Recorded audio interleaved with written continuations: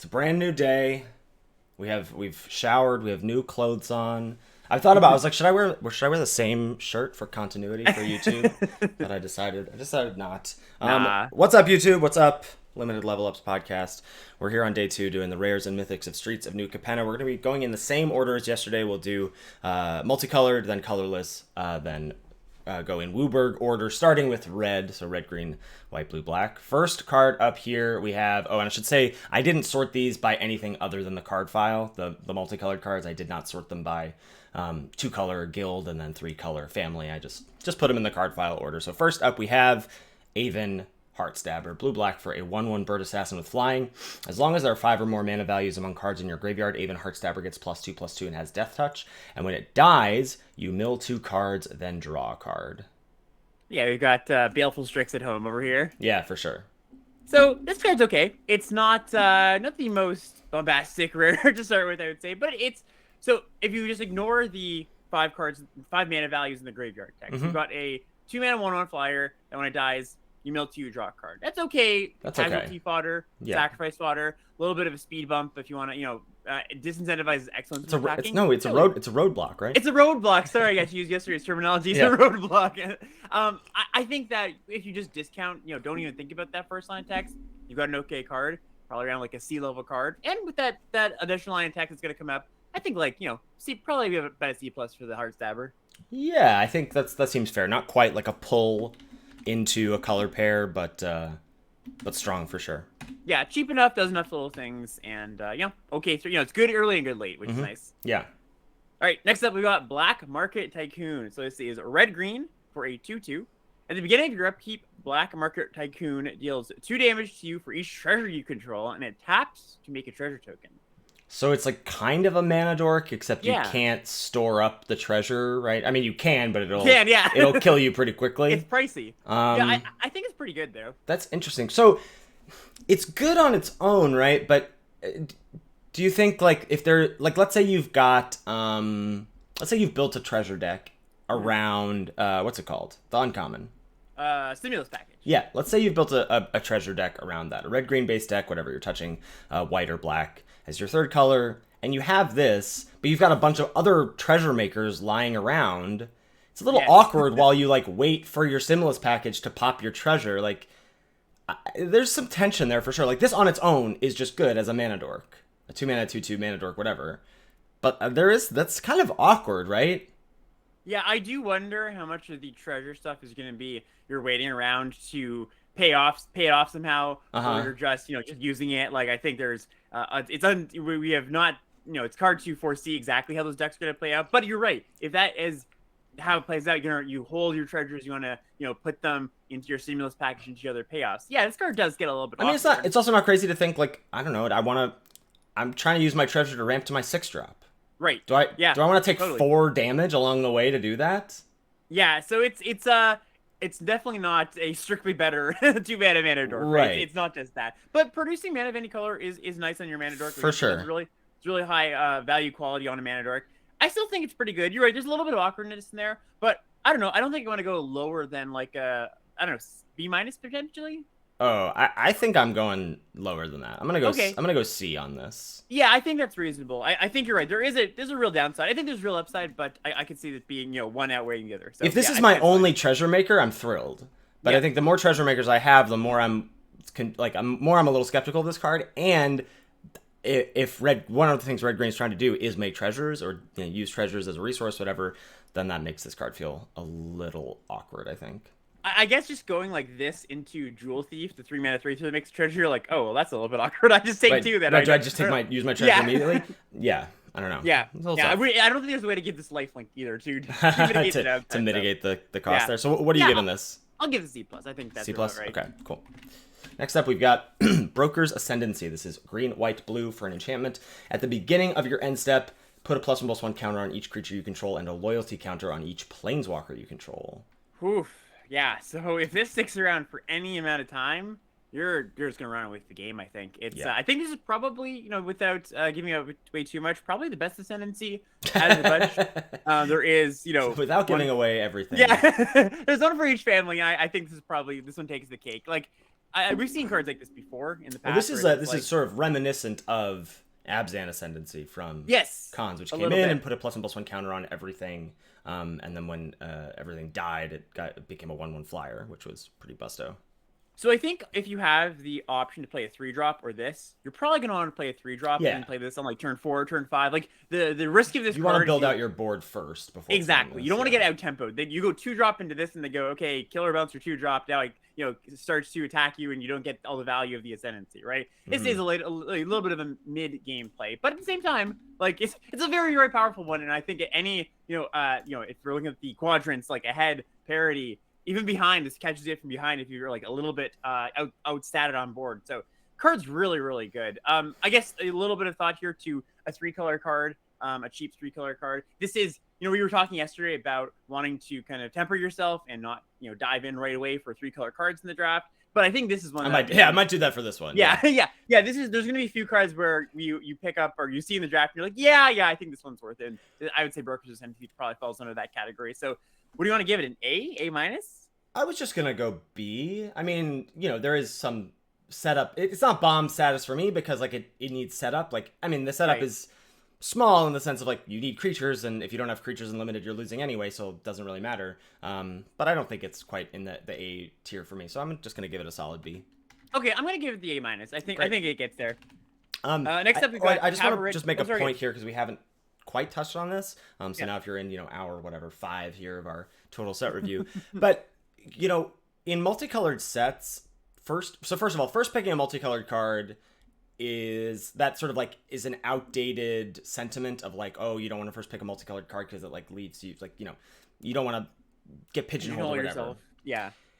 In a multicolored set, like in a 5-color or in a 5 guild set, that's really mitigated, right? Because in theory, and this is not what happens in practice, but in theory, the reason like taking a multicolored card in a normal set is bad is because you're gonna, if all things being equal, which they aren't, you're going to play that card 1 out of every 10 times, right? So if I take a black-red card, I'm only going to end up in that color pair 1 out of 10 times in my draft. So that's pretty narrow. If you move that to a 5-color or a 5 guild set, a 5 2-color pair set, well then that gets down to you're going to play that color card 1 out of every 4 or 1 out of every 5 drafts rather, right? You're going to play that. That increases quite a bit. That's the same thing here with Broker's Ascendancy, right? It's not so pigeonholy of like, oh my god, I have to be green, white, blue. It's like, well, that's generally going to be one of your 5 options anyway. Maybe you end up in Obscura, you end up in white, blue, black, and you can splash this. Like, so it's not that narrow of a card to first pick a 3-color card. Totally. Yep. I echo all those sentiments. All right. Next up, what we got? Yeah, next up we got another Ascendancy. So Cabaret Ascendancy. This is red, green, white for an enchantment. At the beginning of your upkeep, you look at the top card of your library. If it's a creature or planeswalker card, you can reveal it and put it into your hand. If you don't put that card into your hand, you may put it on the bottom of your library. So it draws you a creature card once every, if you're like a 16, 17 creature deck, roughly 50, 45% of the time, which is pretty good. And then when it doesn't do that, it, digs you to that action, puts a land on the bottom, and it kind of virtually draws you a land in the late game. Virtually draws you a card in the late game if you're bidding a land and getting closer to a spell. So it's not bad. It's a kind of personal Howling Mind effect, which tend to vary. I think that you're not going to want this kind of card in like if you're like green red super aggressive or green white maybe is probably a better deck for this example. Green white super aggressive. It's going to be you're going to play it, but I wouldn't go out of my way to jam like a value card in there. But in your like more mid-rangey green decks, probably more in those green-red treasury decks, this is a pretty solid card. It's interesting. Like I keep seeing, I'm like, oh, this card's not too bad. And then like the Cabaret Charm, that's pretty good. And oh, I like the Warm Welcome, the 1/1 that like digs for creatures. And I'm like, now I'm hearing your voice being like, diminishing returns. You still need creatures in your deck to make these cards good. That's a really good point. So like the more of these, all these cards are like, oh yeah, these are good with all the alliance stuff, or these are good with a bunch of creatures. It's like, yeah, but they're not creatures themselves. So I don't think this card is bad, but I also don't think I'm going to see this. I definitely feel like I'm going to be taking like solid commons over this. Yes, I agree. I think people are like, I think if I just told you you draw a card every other turn and you draw a card one turn, scry the next turn, I think that's like an effect people would be generally happy with. But it's got some deck building restrictions. It's got some it's 3 colors, which we were just talking about that, which isn't the hugest thing, but still matters. So I think that while it is a appealing effect and a good one, it's not one to go crazy about. There's like we said yesterday, we were talking about the commons. There's kind of card advantage everywhere. You don't have to worry too much about it. So, I think I'm probably going to still give this a C+ or a B-, but it's nothing. I don't think it's close to the brokers I'd see. Is it crazy for me to think that Warm Welcome is better than this? I mean, it's not crazy. I can see a world where that happens. I would probably put money on this one being better just because it's such an engine. But I don't think it's crazy to say that. Yeah, I'm gonna start probably a little too low on this card, but I'm just gonna give it a C. No, I actually like that. I actually like starting a little too low and coming up, and I think that's totally reasonable. Are you're C+? Yeah, I would start C+. Cool. All right, next is Corpse Explosion. This is 1 black-red for a sorcery. As an additional cost to cast this spell, exile a creature card from your graveyard. Corpse Explosion deals damage equal to the exiled card's power to each creature and each planeswalker. So this is the first of many wraths in this set. This is a wrath heavy set, a field wipe heavy set. So one of the things that from lessons learned from Kamigawa, right? We rated Farewell, you and me, Ethan, pretty low. I think it was one of our misses of the set review. I think we both had our usual spiel. Yeah, I think that's fine. It's 6 mana. It was hard. It was hard for us to know how much like Plague Wind it was gonna feel. Right.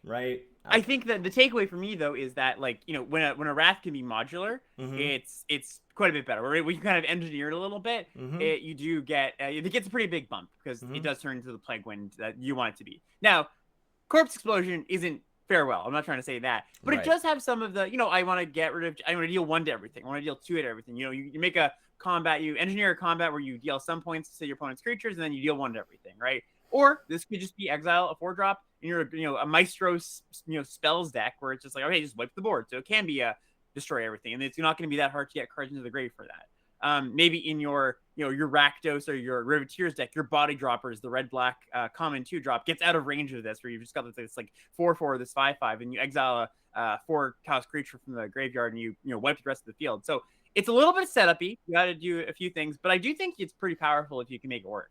Feels a lot setup-y to me. I mean, part of the appeal of Wraths is you can, if it's in your opening hand, you can sort of engineer the game to, I don't have to commit too much, or I commit 1 thing or whatever.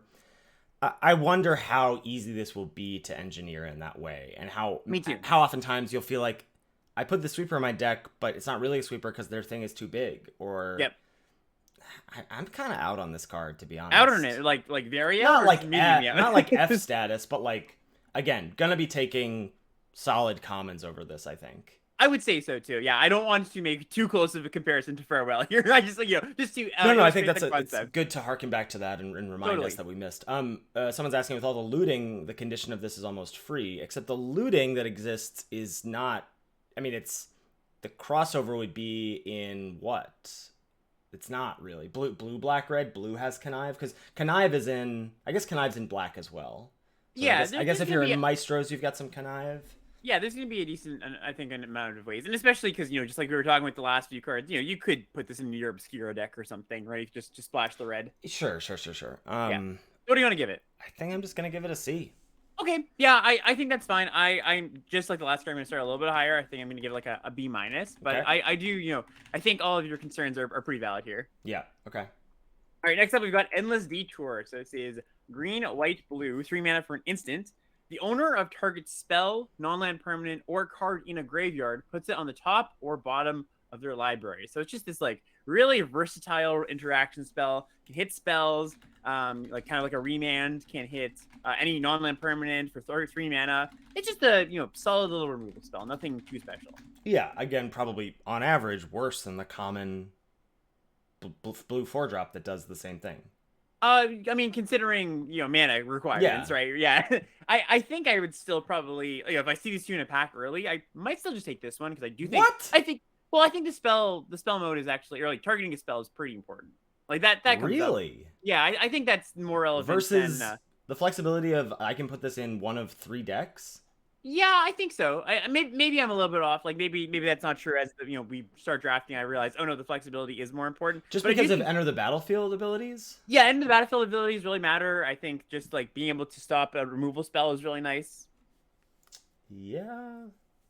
I don't know. Also, it's the world's worst regrowth. If you really want to do that, you can put That a is card true. on top of your library. That is very, very It's kind of true. cute. Yeah. I don't know. I think on average this is gonna do enough good things that I like speculating on it over the kind of plain common version of it. Huh. Well, I'm a plain Jane stan, so All right. I'm going C again. These rares are not impressing me so far. I'm gonna go, yeah, same. I'm just a little bit higher than you everywhere. I'm gonna give this one a B minus, I think. B minus. Yeah, I can't believe it. That's Yeah. It seems like a take to me. All right. All right, next up we have Evelyn the Covetous. This is 2, and this is a cycle of these weird ones. So 2 and a black, and then there's a blue-black hybrid and a black-red hybrid. So you can pay 2 and triple black for this. That's probably not going to happen. You can pay 2 blue, black, black, red, black, black, whatever. Red, blue, black. Legendary creature, vampire rogue, 2/5 with flash. So 5 total mana for a 2/5 with flash. When it or another vampire enters the battlefield under your control, exile the top card of each player's library with a collection counter on it. Once each turn, you may play a card from exile with a collection counter on it, if it was exiled by an ability you controlled, and you may spend mana as though it were any color to cast it. Very similar to Kotose from the last set, right? The blue-black. Yeah, but the flash is really relevant. Yeah, you can huge. do this on end step, and then untap and cast the thing. The thing about Kotose is you would be like, fingers crossed, please let this live so I can untap and cast the thing, or I'll wait till I have 7 mana and cast the thing immediately, whatever. But the flash on this is really good. Yeah, or just eating or just eat a block. Yeah, eat an attacker for sure. Yeah, 5 times is large. This thing's going to survive combat a lot of the time. Yeah. And, you're going to weigh whether you'd rather eat a creature or get that card guaranteed. It's going to be a choice you can make, but having that option is really good. Also, there's some vampires in there, so you might get the ability multiple times. I'm sure, people are running to Scryfall, do that vampire. That would change my pick orders for sure if I had this. Yeah, Yeah, exactly. Yeah. Vampire Tribal. So, I think this card, so Kotose ended up being, I would say, good, not great. Is what I would classify it as. Probably kind of like B minus-y. B minus-y. I think this card is a fair bit better, not only in its effect, but in its mana cost too, where this is flexible as all hell. It's just like, it could be mono black. You could put this in your river tier, or not even your river tier deck, but it's the one that doesn't touch blue or red, right? It's there isn't, right? There isn't. There's not Abzan, Yeah. I guess if you're Abzan, somehow you can't play this, but that means something's gone terribly wrong. But it's easy to cast no matter what. It's very, very flexible. Not quite colorless for sure, but it's going to be easy to put in your deck, so you can feel comfortable picking this early. I kind of want to give this an A minus. A minus, yeah, that's. I think this card is really good, and it's hard for this to not end up being at least a 2-for-1. Yeah, no, I can buy it totally. Oh, actually, my mind thought this had flying because it's a vampire. That doesn't change it too much though. Yeah. That's the classic Ben move of I misread the card and now it's worse than I think, so I'm gonna give it a bad grade even though it's still good. Yeah, just out of spite, right? Yeah, exactly. Yeah, no, I can join with A-. I think that's a good grade for this. Nice. All right. Next up we've got Falco Spara Pact Weaver. So this is a mythic. It's a 1 green, blue, white 3/3. So 4 mana for a 3/3. It's got flying and trample. It enters with a shield counter and says you may look at the top card of your library at any time. You may cast spells from the top of your library by removing a counter from a creature you control in addition to paying their other costs. So this is we've got the cycle of crime lord or crime family, leaders, lords. This is the broker one, the Bant one. And 3/3 flyer, flying 3/3 flying trample for 4. Not amazing, but decent. Shield counter. Now we're talking. I like that a lot. Then you add the kind of not quite, reality chip ability because you can't play lands off of this, and it is, somewhat more vulnerable, I would say, than chip. But see, the shield counter, I guess, makes up for that a little bit. This is quite a powerful card. I think this is quite good. Yeah. A lot of text to parse through, but I think this lands on just not quite bomb status for me, but I would give it a B+. Yeah, I think so too. I think that, and also, the removing counters, right? It's not just shield counters. You can remove the shield counter from this. You can remove a +1/+1 counter. There's a few other counters floating around out there. So I think it's not going to be too difficult to be able to cast spells off of this. I made the reality chip comparison. You're not going to be able to go crazy machine gun cast all the things at the top of your deck. But I think the upside of just being a nice base is good. Turn this card's shield counter into a spell. It's great. That's very good. That's all that does. That's very good. Yeah. B minus or B+? You said? I went B+. Yeah. Yeah, let's do that. Fleetfoot Dancer is next. This is 1 red, green, white for a 4/4 elf druid with trample, lifelink, and haste. A real callback to what was it? The angel from Apocalypse? Lightning Angel. Thank you. Yeah, which was a 3/4, I believe, flying vigilance haste. It's a very, very simple card, but it packs a punch. This is a good card. Yeah, this card.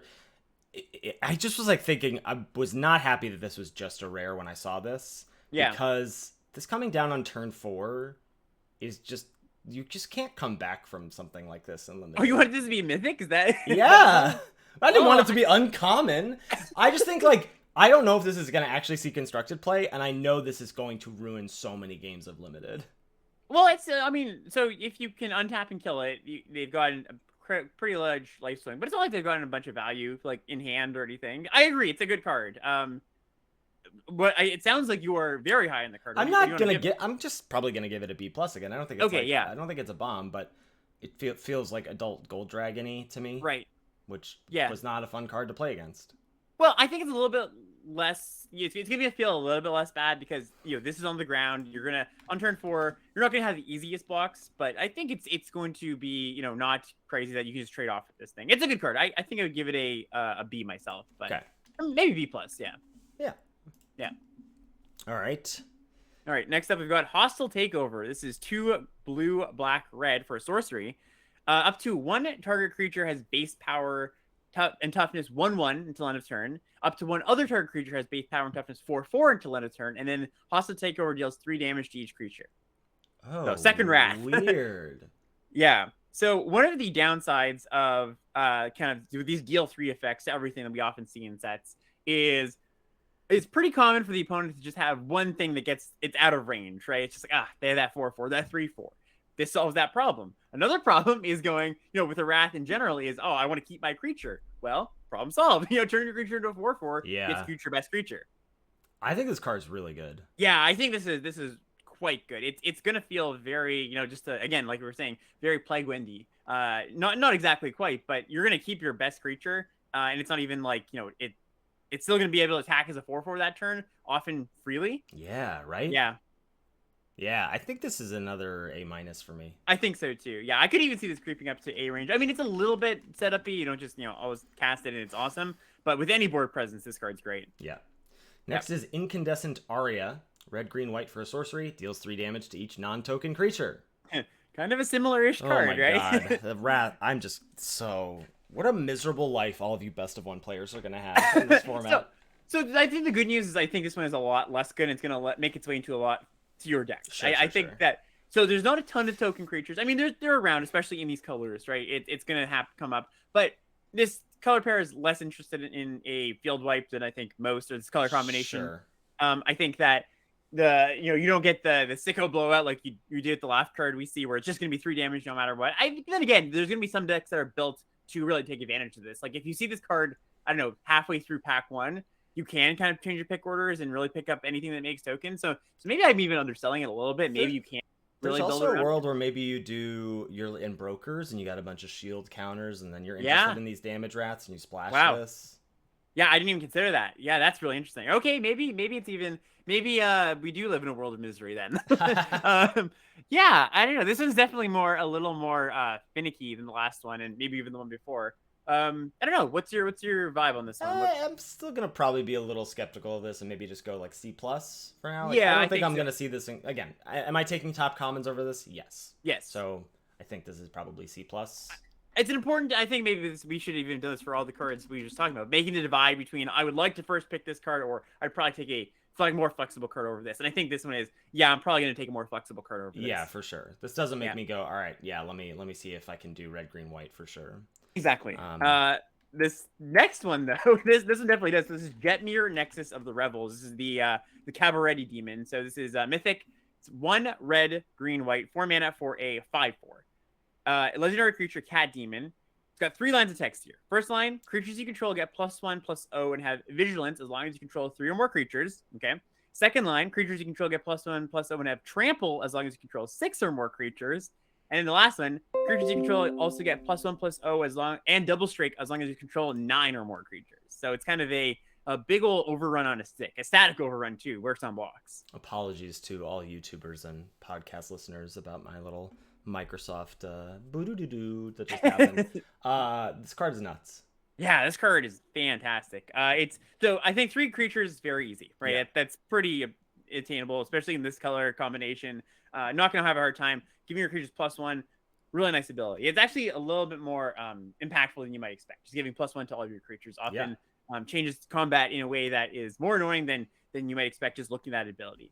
Getting to 6, it's a little bit of a mission, right? It's a little bit of a a goal, a little mini game to get through, but I don't think that's that hard, right? I think it's totally doable. Again, especially in this color combination. So, if you can get to 6, all your creatures have vigilance, trample, and +2/+0. That's fantastic. And of course, you just pretty much win the game if you have any. If you get to the last, you win the game generally if you have 9 creatures. So yeah, exactly. That is very true. Well, I mean, in a board style, you top deck this and it just closes the game out from there, right? Sure. I think that's the scenario. But yeah, the first 2 lines of text there, the plus, getting to the +2, gonna be very doable. I think this card's an A. Yeah, I think so too. Yeah, great card. All right, next up we've got. Sorry, I hate that it autofills. Next up we've got Ginny Faye Jetmir's Second. So this is the other sort of weird hybrid. So you've got a red-green hybrid, a green-white hybrid. So 3 total mana for a 3/3 elf druid. If you would create 1 or more tokens, you may instead create that many 2/2 green cat creature tokens with haste, or that many 3/1 green dog creature tokens with vigilance. So how do you like turning your treasures into creatures, Ethan? Ooh, me likey. Yeah, this is a powerful one. Me likey. I didn't even think about that. This is really, really good. So, I mean, forget about the treasure dream, which isn't even that much of a dream because I think that's going to happen quite often. But anytime you make a 1/1, you can make it a 2/2 or a 3/1. That's a meaningful upgrade, right? And this card on its own is a 3 mana 3/3. Not a bad place to start. But I do think it's going to be not very hard to just go, okay, play a Jewel Thief. Now I've got my Jewel Thief is a 3/3 that comes with a 2/2 or a 3/1. Or, there's multiple cards that make, multiple treasures. Imagine going this into, I think it's Big Score, the Windfall, the 4 mana, discard a card, make 2 treasures, draw 2. That's a really nice follow-up to this, too. I think this is a build-around card, where it's just like, build around in the sense that it's going to change my pick orders. Not that I think you have to build around it. It's going to be just good in a lot of decks that have these colors. But if you have this card, you're going to really, really prioritize cards that make tokens, especially treasure tokens. I think this is an A-. I think so. I would even just put this at A. I think it's really, really good. Oh, good. We should argue about that. We should argue. Yeah, I think we should get a little bit deeper into A- or an A. I think we should, for the next 10 minutes, talk about the exact specifics of what makes the difference between A- and an A, Ethan. I just have to be more pessimistic than you. That's all. I think so. Yeah, that's the vibe we're going for here. Next up is Lord Zander the Collector. This is 4 blue, black, red for a 6/6 legendary creature, vampire, demon, noble. When Lord Zander the Collector enters the battlefield, target opponent discards half the cards in their hand, rounded down. When Lord Zander attacks, defending player mills half their library, rounded down. When Lord Zander dies, target opponent sacrifices half the non-land permanents they control, rounded down. So it's pricey. It's 7 mana, but of course treasures exist, right? I think I could see this being splashed in a Riveteer's deck fairly often. If you cast this card, your opponent, let's say you cast it a little bit ahead of schedule. You cast it on turn 6, right? How many cards do you think your opponent's going to discard? 1, 2, yeah, maybe. It's rounded down, so they don't have 4 cards in their hand, right? So yeah, there's games that your opponent's draw a few more cards where that happens, but you're right, mostly it's 1. So that is a little bit, it's not that impactful unless you do get to turbo it out somehow. You go Big Score into this. That's actually a really nice curve. Right, he's going Big Score on 4 into this on 5. Turn 5 on the play. Yeah. Sure. That is pretty sicko. Yeah. The attack trigger, they mill half their library, not that relevant, right? Like it might help them if they care about their 5. Exactly. That is true. It's probably mostly a downside. Yeah. And then when it dies, they sack half their permanents, online permanents, round down. That's a good ability, right? Yeah. And I think they can't take 6 forever. They can chump it a while, but they can't take it forever. And if you deem it appropriate, you can even sacrifice this to a casualty card. I guess, yeah, that's fair. Yeah. Overall, I'm not too impressed with it. It's pricey, it's clunky. It's got a decent stuff. It's got some good decent stuff going on. Again, if you do have treasures, it does get a little bit better. But overall, I don't think this is one of the ones I would take and want to build around early. Yeah, I think this is probably, I don't know, I'm probably going to slightly start higher just because, like, if I see this pack 1, pick 1, in week 1, I'm taking it, right? I want to play with it. I don't know if that's going to affect my grade or not. I do feel like I will probably take this over top common, so I'm going to go B- on this. Yeah, that's fair. I think the appeal of, take this treasure after end is definitely there. So I'll join you B-. Okay. Also, it's an okay thing to reanimate, I guess, with the that 5-mana reanimation spell, if that's a thing too. I guess, yeah, that's definitely possible. I don't think that's happening, but sure. All right, next up we got Maestrous Ascendancy. This is the blue, black, red one. Enchantment. Once during each of your turns, you may cast an instant or sorcery spell from your grave by sacrificing a creature in addition to paying its other costs. If a spell would be cast this way, if a spell cast this way would be put into a graveyard, exile it instead. Sorry, I was changing our grades. I need to reread this real quick. Why don't you describe? Talk to me about this card. Yeah, so you can sacrifice your creatures to give your cards flashback for their mana cost is what it comes down to, which is kind of okay sometimes. I think generally you're not going to want to play this card. I think it's just a little bit too setup-y, a little bit too many hoops to jump through, a little bit too below or behind on boardy. Maybe you have a great deck for it where you've just got a lot of value creatures, you got a lot of good sacrifice fodder, and a lot of spells. Like I think it's the perfect deck. I can imagine you make this work, but I think it's a little too. In that deck, don't you already have casualty spells? Right. Yeah, that's exactly. I think you're looking for like value upon value that you don't need to look for. I don't think this is playable. I would. Yeah. I don't want to go that low, but I think you're probably in the right ballpark. I think this isn't. Yeah, I'm just gonna go F. You're gonna go F. Yeah. Okay. I mean, I think I'm gonna optimistically give this a D+, build around D. But I think that you're probably more right to say that than not. I just want to say, so I put F in my thing, and then Alex said build around D, so I wrote BAD. Yeah. Just I'll let you figure out what that stands for. Yep. Maestro's Diabolist is next. This is blue, black, red for a 1/4 vampire warrior. It has death touch and haste, and says whenever Maestro's Diabolist attacks, if you don't control the devil token, create a tapped and attacking 1/1 red devil creature token with when this creature dies, it deals 1 damage to any target. Yeah, this is the. I mean, 1/4 death touch haste is kind of a funny stat line, but it's right? A good stat line. Right? Yeah. It's really, really hard to block. You're not going to be able to eat this the first turn it attacks, most likely. The making sacrifice fodder each turn is great. I guess that's the idea, right? You attack, you sacrifice the devil to casualty, or just block or attack with it, and then you get it back again next turn.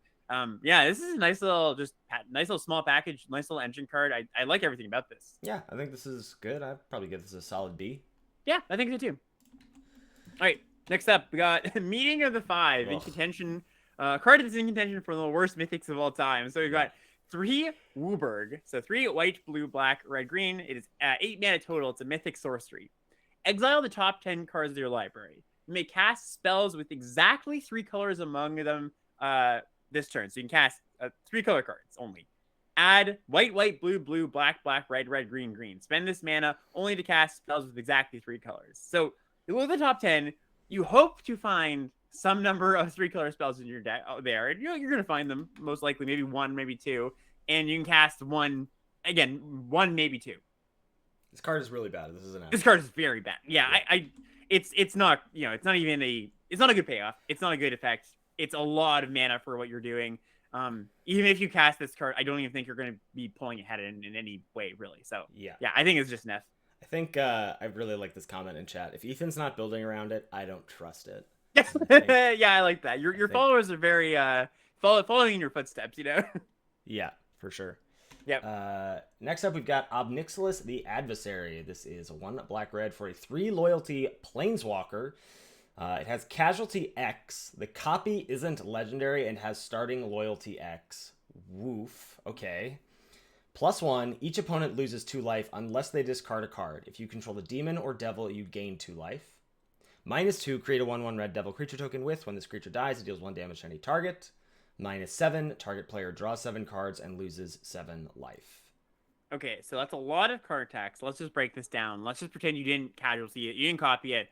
You got a 3-mana planeswalker that pluses to give them the tough choice of discarding a card or lose 2 life. -2, make a devil. -7, target player draws 7 cards, lose 7 life. How much do you like that? I like it. Yeah, I like it. It's a 3 loyalty walker that protects itself, not on the plus, but on the down tick, it protects itself. Yep. This is not going to be easy to attack through a devil. /plussing it also probably protects it because 4 loyalty is a lot on turn 3. It's only 2 colors in a 3-color set, and it's allied colors. This card's very good, and the casualty just really pushes it over the top. Right, so I think when you casualty it, so let's say you play a 2-drop on 2. right? I don't think it's often you're gonna casualty it right away. I mean, if your opponent didn't play a 2-drop, if they went tap land and tap land, you definitely could do that, and you feel like you probably won the game at that point, right? Plus it and make a devil with the other one, like yeah, that's really really good. But even if your opponent did play a 2-drop, right? You play your 2, you play your 3, you put some amount of defenses up, and then on turn 3 maybe you sack that 2-drop, on turn 4 you sack that 2-drop, and you make a devil and you plus on the other one. That's a lot to come back from, because even if they can get your creature out of the way, they still have the devil to contend with, and they still have 2 planeswalkers to contend with. Yeah, so I think this is going to be kind of a grown test early in the game. Now, this is an A. Yeah, I think this is an A too. Later in the game, it dips off a little bit, but not even that much. Later in the game, it's still 2 planeswalkers. Exactly. You can still plus and make some tokens. So yeah, I like this card today. Yeah, I'm a big fan. I like it a lot. All right, cool. Next up, we've got Obscura Ascendancy. This is the white, blue, black one. Enchantment, as they all are. Whenever you cast a spell, if its mana value is equal to 1 plus the number of soul counters on Obscura Ascendancy. Already in for a trip here, Ethan. All right. Put a soul counter on Obscura Ascendancy. Then create a 2/2 white spirit creature token with flying. As long as there are 5 or more soul counters on Obscura Ascendancy, spirits you control get +2/+2. Okay, so lots of breakdown here, but what it amounts to is this is my favorite. Imminent Doom, right? Yes, this is Imminent Doom. It's Imminent Doom, but for spirit. So you have to start with a 1. If you don't start with a 1, this card does nothing.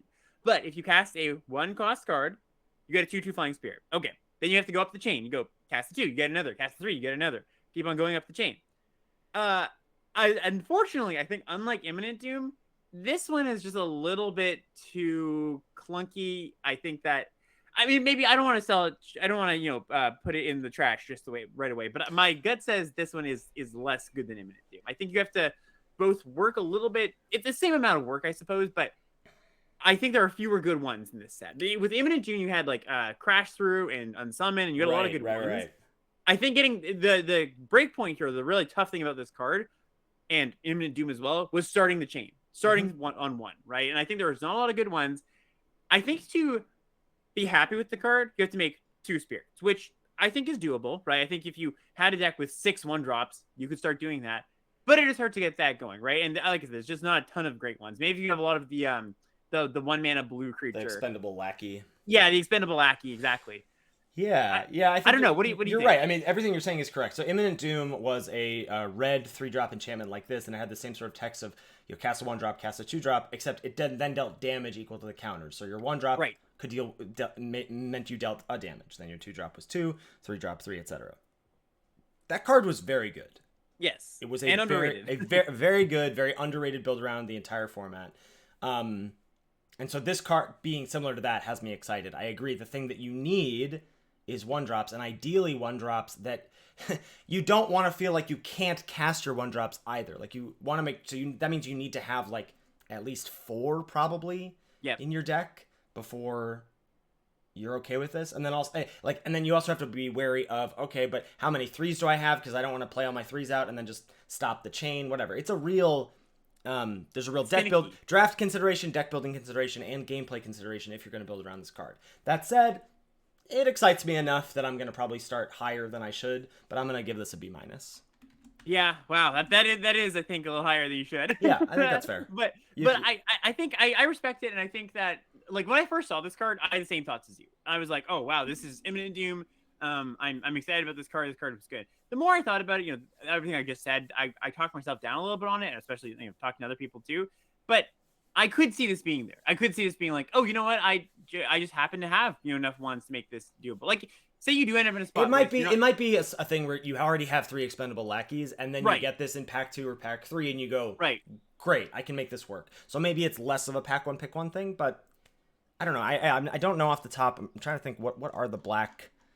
The black 1-drops are not go. There's just you've got Grizzly Sigil as the removal spell. There's Cutthroat Contender and common. I don't love that. And not then great. In white, not a great one. In white, there's the Yoke Docs. There's the 1-mana 0/4. That's true. If that ends up being something that's not terrible.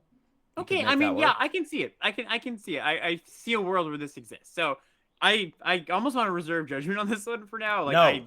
We need a grade. No question marks. You're not putting me in the spot. Putting me on the spot. All right, I'm gonna give it a. You're gonna change your grade of all these cards after 2 hours anyway. Like, I'm gonna give this a C. All right. I guess that's as much as a question mark as I can give it. Okay, right? so we're gonna have the Twitter thread from Alex on day 1 where he's like, these are all the cards that I was wrong about, and then on day 2, he's gonna talk about a whole slew of different cards, and then say all the cards he said was good were terrible. It's just that works. It's great. That's how it works. It's what you get.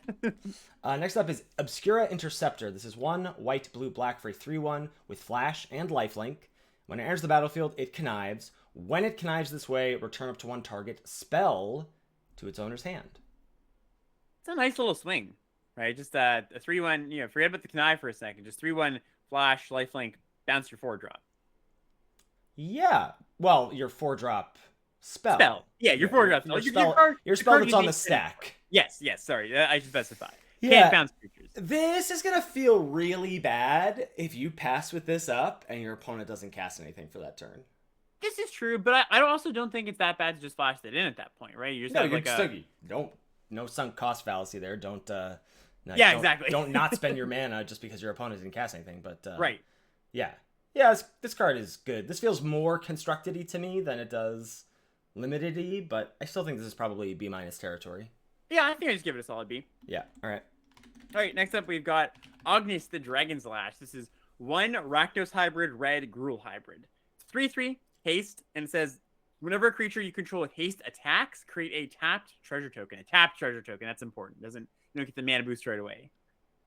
I'm much less excited about this than the other flexible hybrid cost cards. Yeah, I think so. I think it's still an okay card, but 3/3 haste for 4 is not amazing. The idea here, of course, is you blitz in your things, and each blitz thing you do gives you a treasure, which is kind of nice. It's a little bit of a nice upside, but I don't think this card is anything special. Like, this is not one that, while it is flexible in the mana cost, just like the other cards in its cycle, I don't think it's one I want to take early and just be like, oh, cool, like I can slot this into, I want to build around it and slot into most decks I have. Right. Does this make me want to play Blitz? Like, I'm not, like, I like the Blitz stuff already by itself. I don't think this makes me, like, I'll play this probably if I'm in a Riveteer's deck with a lot of Blitz, but I'm definitely not, again, feels like I'm taking commons over this.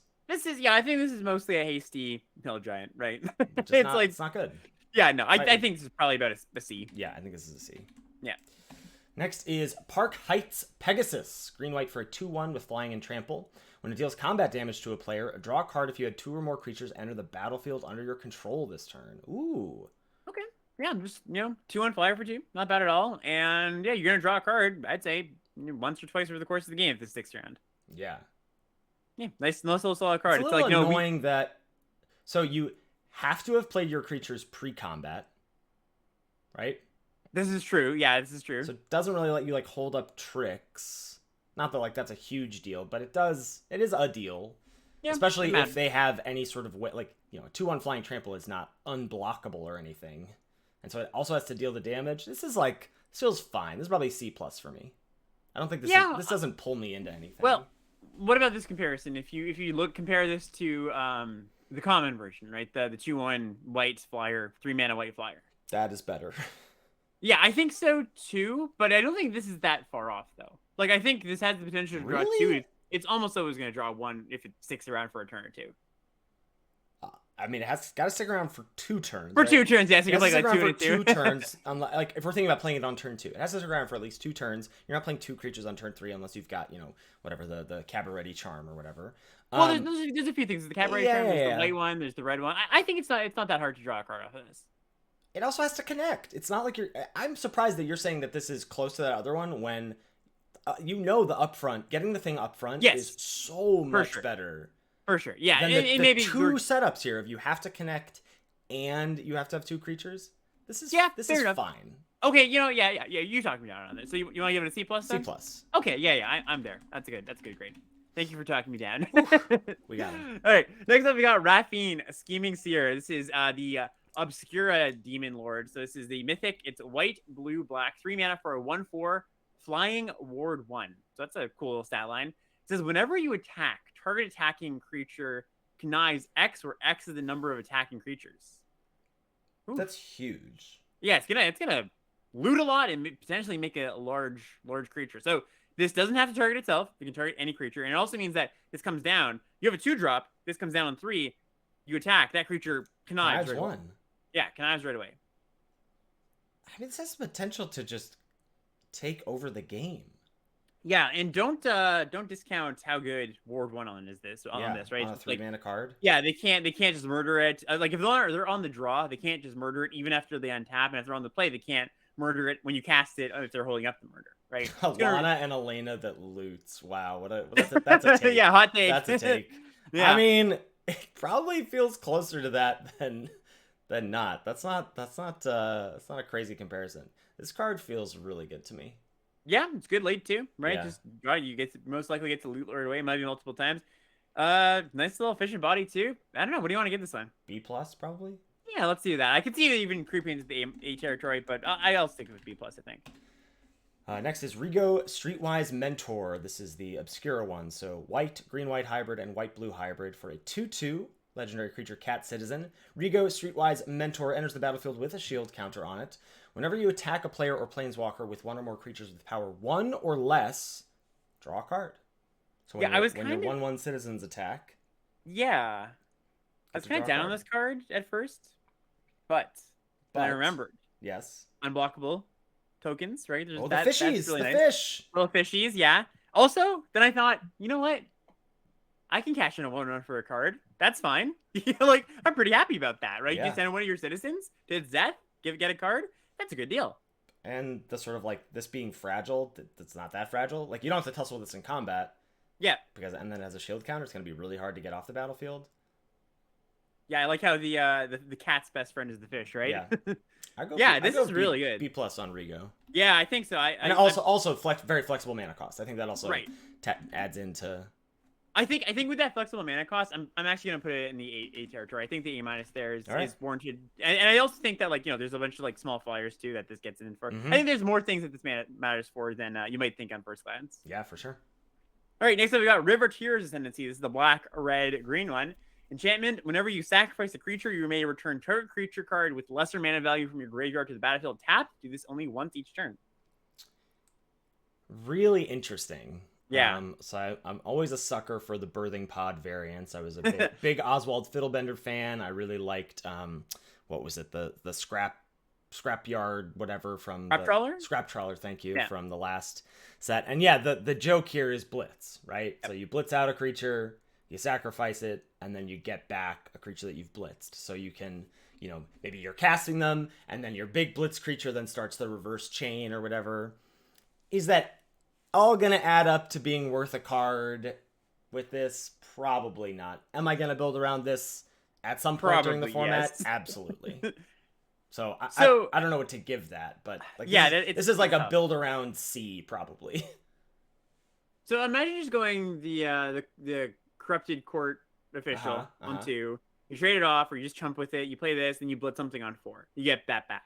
Mm-hmm. That's a nice little curve, that's right? Very good. Yeah, I can definitely, like, a lot of these cards we've seen, the Ascendancies, I guess, are kind of key for this, are very, like, we haven't seen a lot of build-around cards in the past few sets, I would say, but these definitely qualify. These rares do feel, this does feel like we're getting, I mean, they're build-aroundy in the sense, like, are you already going to have a bunch of Blitz cards when you're in a Riveteer deck? Yeah, probably. Yeah. So, like, it's not build aroundy in that sense, but it may change some pick orders. It may change some deck building considerations. It may change some play patterns. Yeah. So if you get there, you full on get there. You've got some good ETB creatures, some good cheap fodder, and you've got some good Twitter screenshots. Yeah, exactly. That all ties in too. I mean, I don't know. What do you like? If you imagine the perfect Riveteer Ascendancy deck for Ethan, what can you imagine giving this? I mean, the perfect deck, I could imagine this being an A. I could imagine this feeling like it's just doing so much stupid stuff. I don't think that's likely. I'm just going to go, like, build around C+. Yeah, whatever you said there, Ethan, I would also agree. I'm not going to try, just like with the Obscura one, I'm not going to try to nail this, and I'll agree that this is probably around there. Yeah. Scheming Fence is next. This is white-blue for a 2/3 human citizen. As it enters the battlefield, you may choose a non-land permanent. Activated abilities of the chosen permanent can't be activated. Scheming Fence has all activated abilities of the chosen permanent except for loyalty abilities. You may spend mana as though it were mana of any color to activate those abilities. So there's not a ton of activated abilities on the cards in this set. I mean, they exist, but they're not plentiful. So most of the time, this is going to be a 2 mana 2/3, which is okay. fine. I can consider cutting that from my deck. Not very exciting. Now, when you get to steal an ability, that's pretty nice, right? You're not cutting a 2-mana 2/3 from your deck. I mean, I'm not. Yeah, sure, okay. I guess most of the time I wouldn't, but I'm also not like I wouldn't be sad about it if my deck was good enough, you know. Yeah. Yes, the permanent has to be in play. You choose a non-land permanent that exists on the battlefield. So let's say your opponent has the Hypnotic Grifter, right? The 3-mana connive thing, or the 1-mana 3-mana to connive as an activated ability. Stealing that, making their thing just a 1/2. That's kind of nice. Just something like that. Crazy good, yeah. Yeah, or giving stealing lifelink from the 2/2 flyer. That's not nothing. I don't know. It's got some applications. Lifelink You're gonna probably find something. Lifelink's not an activated ability. The blue. Oh, the flyer. The flyer that has the hybrid. Sorry, yeah. Oh, that's cute. Yeah, I don't know. It's gonna have some cute interactions, especially on maybe a couple of rares. But I don't know. It's a fine card. Yeah, this is like a C+. C plus. Yeah. Okay, cool. Yeah, I think so too. Soul of Emancipation is next. It's a 4 green, white, blue, so 7 mana creature avatar 5/7. When Soul of Emancipation enters the battlefield, destroy up to 3 other target non-land permanents. For each of those permanents, its controller creates a 3/3 white angel creature token with flying. I gotta say, Ethan, I read this card many times in the previous season and leading up to the set review. And this morning when I read it, I was like, why does this enchantment have a text power and toughness box? Oh crap, it's a creature. That makes it so much better. I was actually kind of okay with it as just an enchantment, but it's much better than that. Nasty Terrasti. It's Return of Nasty Terrasti. At least, in spirit, kind of, right? I don't know if you know this about me with Terrastodon. So Terrastodon, for the non-boomers out there, is 6 green for a 9/9. When it enters the battlefield, you blow up non-creature permanents. This is non-land permanents. You blow up to 3 non-creature permanents, and its controller or their controllers get 3/3 elephants. Yep. I am incapable of choosing anything other than all 3 modes for that. I know it's up to 3. I'm incapable of doing anything less than 3. And I will always lose when I play. I just always make the wrong decision. I'm like, I'll blow up 3 of your lands. Here's 3 3/3s, and my opponent goes, cool. Kill your 9/9. You're dead. Yeah. I thought you were gonna say I'm incapable of targeting anything other than their land. Just also that, or I'm also I also feel like I don't split it well. I never do 2 for you, 1 for me. I'm just everything for you or everything for me. Anyway, yeah. So I think so. The joke here is, of course, this works as shield counters, which is kind of funny. You kill one of your shielded creatures, you get a 3/3, and your shield creature, remains in the battlefield. Oh, I think most of the time, what you're gonna do is you're going to kill their best thing and kill 2 of your kind of smaller things and turn them into 3/3s. Mm-hmm. Oh, you can do this with treasures too. Treasures, wow, that's really cool. I think this card's good. I think this card's really good. This seems really good to me. Yeah, I think this is, again, we've seen a few expensive cards so far, and they've mostly been in green, which or red, which does stretch treasure. So I think the expensive nature of these cards is mitigated a little bit by that. I don't know. I really like this card. I think it might just be an A. Yeah, I think I'm going A- as well. Yeah, it destroys problematic permanents and it stabilizes you pretty well, especially if you create a creature. Yeah, non-creature. As long as you have a board, right? It's a little dicey when you're blow up your thing. There's a 3/3 flyer. 3/3 flyer is a real threat. Yeah, and unlike Terrastodon, right, this can't block the things you destroy. Yeah, exactly. So yeah, I still think on average though it's gonna be really really good, and I'd give it an A. Mm-hmm. Next, we've got Toulouse Clever Conductor. This is blue, white-blue hybrid, blue-black hybrid, so 3 mana total for a 3/1. When it enters the battlefield, it connives. Whenever you discard 1 or more cards, exile them from your graveyard. When Toulouse dies, put the cards exiled with it into their owner's hand. Wow. Yeah, this is cool. So, it's maybe disingenuous to say this, but it kind of reminds me of Spore Crawler a little bit. When it dies, you draw cards. I mean, you're gonna draw a lot more cards, but I'm I don't know, a little cold on it, maybe. I don't know. Yeah, you're crazy. I'm crazy, you say. You're crazy. It reminds you of Spore Crawler? Yeah, a little bit. No, you know what? I can't even make that comparison. It alludes to it, connives. Yeah, you know what? I'm off it. I'm off trying to argue that point. This is quite good. It's good. Yeah, it's really good. This on its own is just good. I mean, yeah, draws you a card. Or whatever, loots. Then it's a 4/2, probably, because you're going to want to discard a spell. Yep. And yeah, I think all of then it's just a connive lord, which is what this 3-color wants to do, and it's flexible. This feels like a solid B to me. Yeah, I think so too. What possesses me, Ethan? Eh? What possesses me? You just want sometimes? the takes. You just want the takes. I just want the takes. I know. Yeah, I can join you on B there. I will not try to downplay how good this card is. All right. All right, next up we got Unleashed Inferno. This is 1 black, green, red for an instant. It deals 7 damage to target creature or planeswalker. When it deals excess damage this way, destroy target artifact or enchantment an opponent controls with mana value less than or equal to the amount of excess damage. So you target a 3 toughness creature, you can blow up their 4 power or 4 mana value enchantment. But there's not a lot of enchantments or artifacts, right? No, there's not a ton. I think you're gonna see, I think you're gonna see a good number though. Just there's gonna be one, I would say, in a given game where they have an equipment, they have a aura-based removal spell, something like that. Not, they're not running rampant, but I don't think that mode or that line of text is irrelevant by any means. No, I don't think it's irrelevant, but yeah, I also don't like. If this comes up, is this even gonna come up half the time? Probably a little under half, I would say. So this is like a 1 1/3 removal spell. Also, how does this interact with shield counters? I imagine it works intuitively. I don't think there's any shield weirdness counters. going on. It deals excess damage still. Right. Yeah. Okay. Right. Pretty sure. Yeah. Okay. So I mean, so it's 4 mana. Also, there's like 8 things with shield counters. We keep talking about them like they're gonna be everywhere. Like no, I know. Just the interactions are gonna come up, though. I think it's good to know them. But yeah, I mean, this is a 4 mana kill something.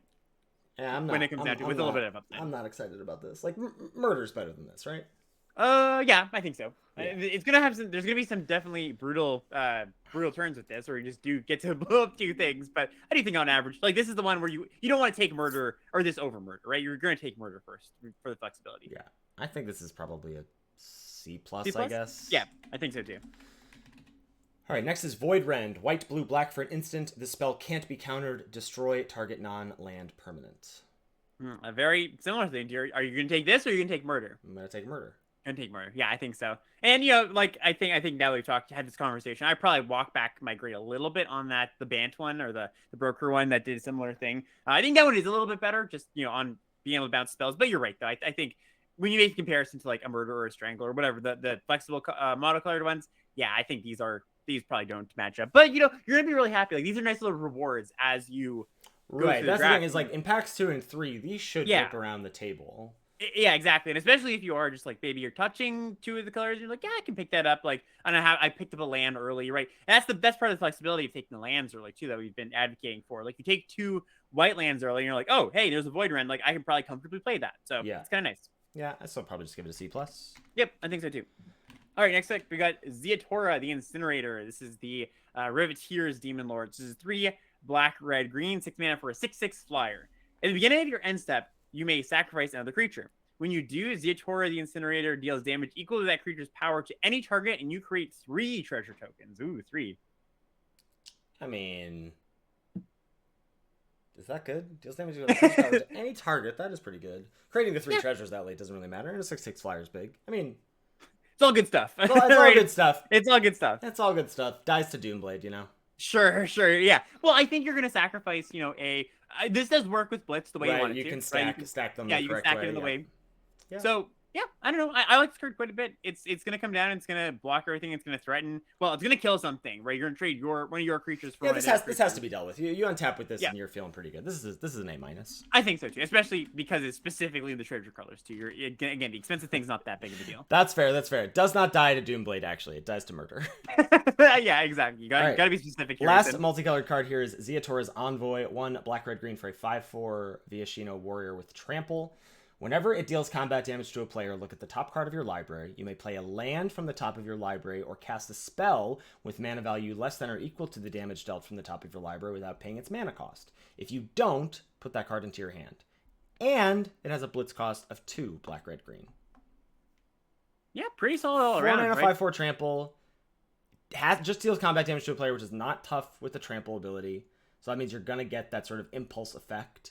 You're either going to get the land for free, you're going to get the spell for free, or at the very least, you're going to get the spell into your hand if it's too expensive to cast.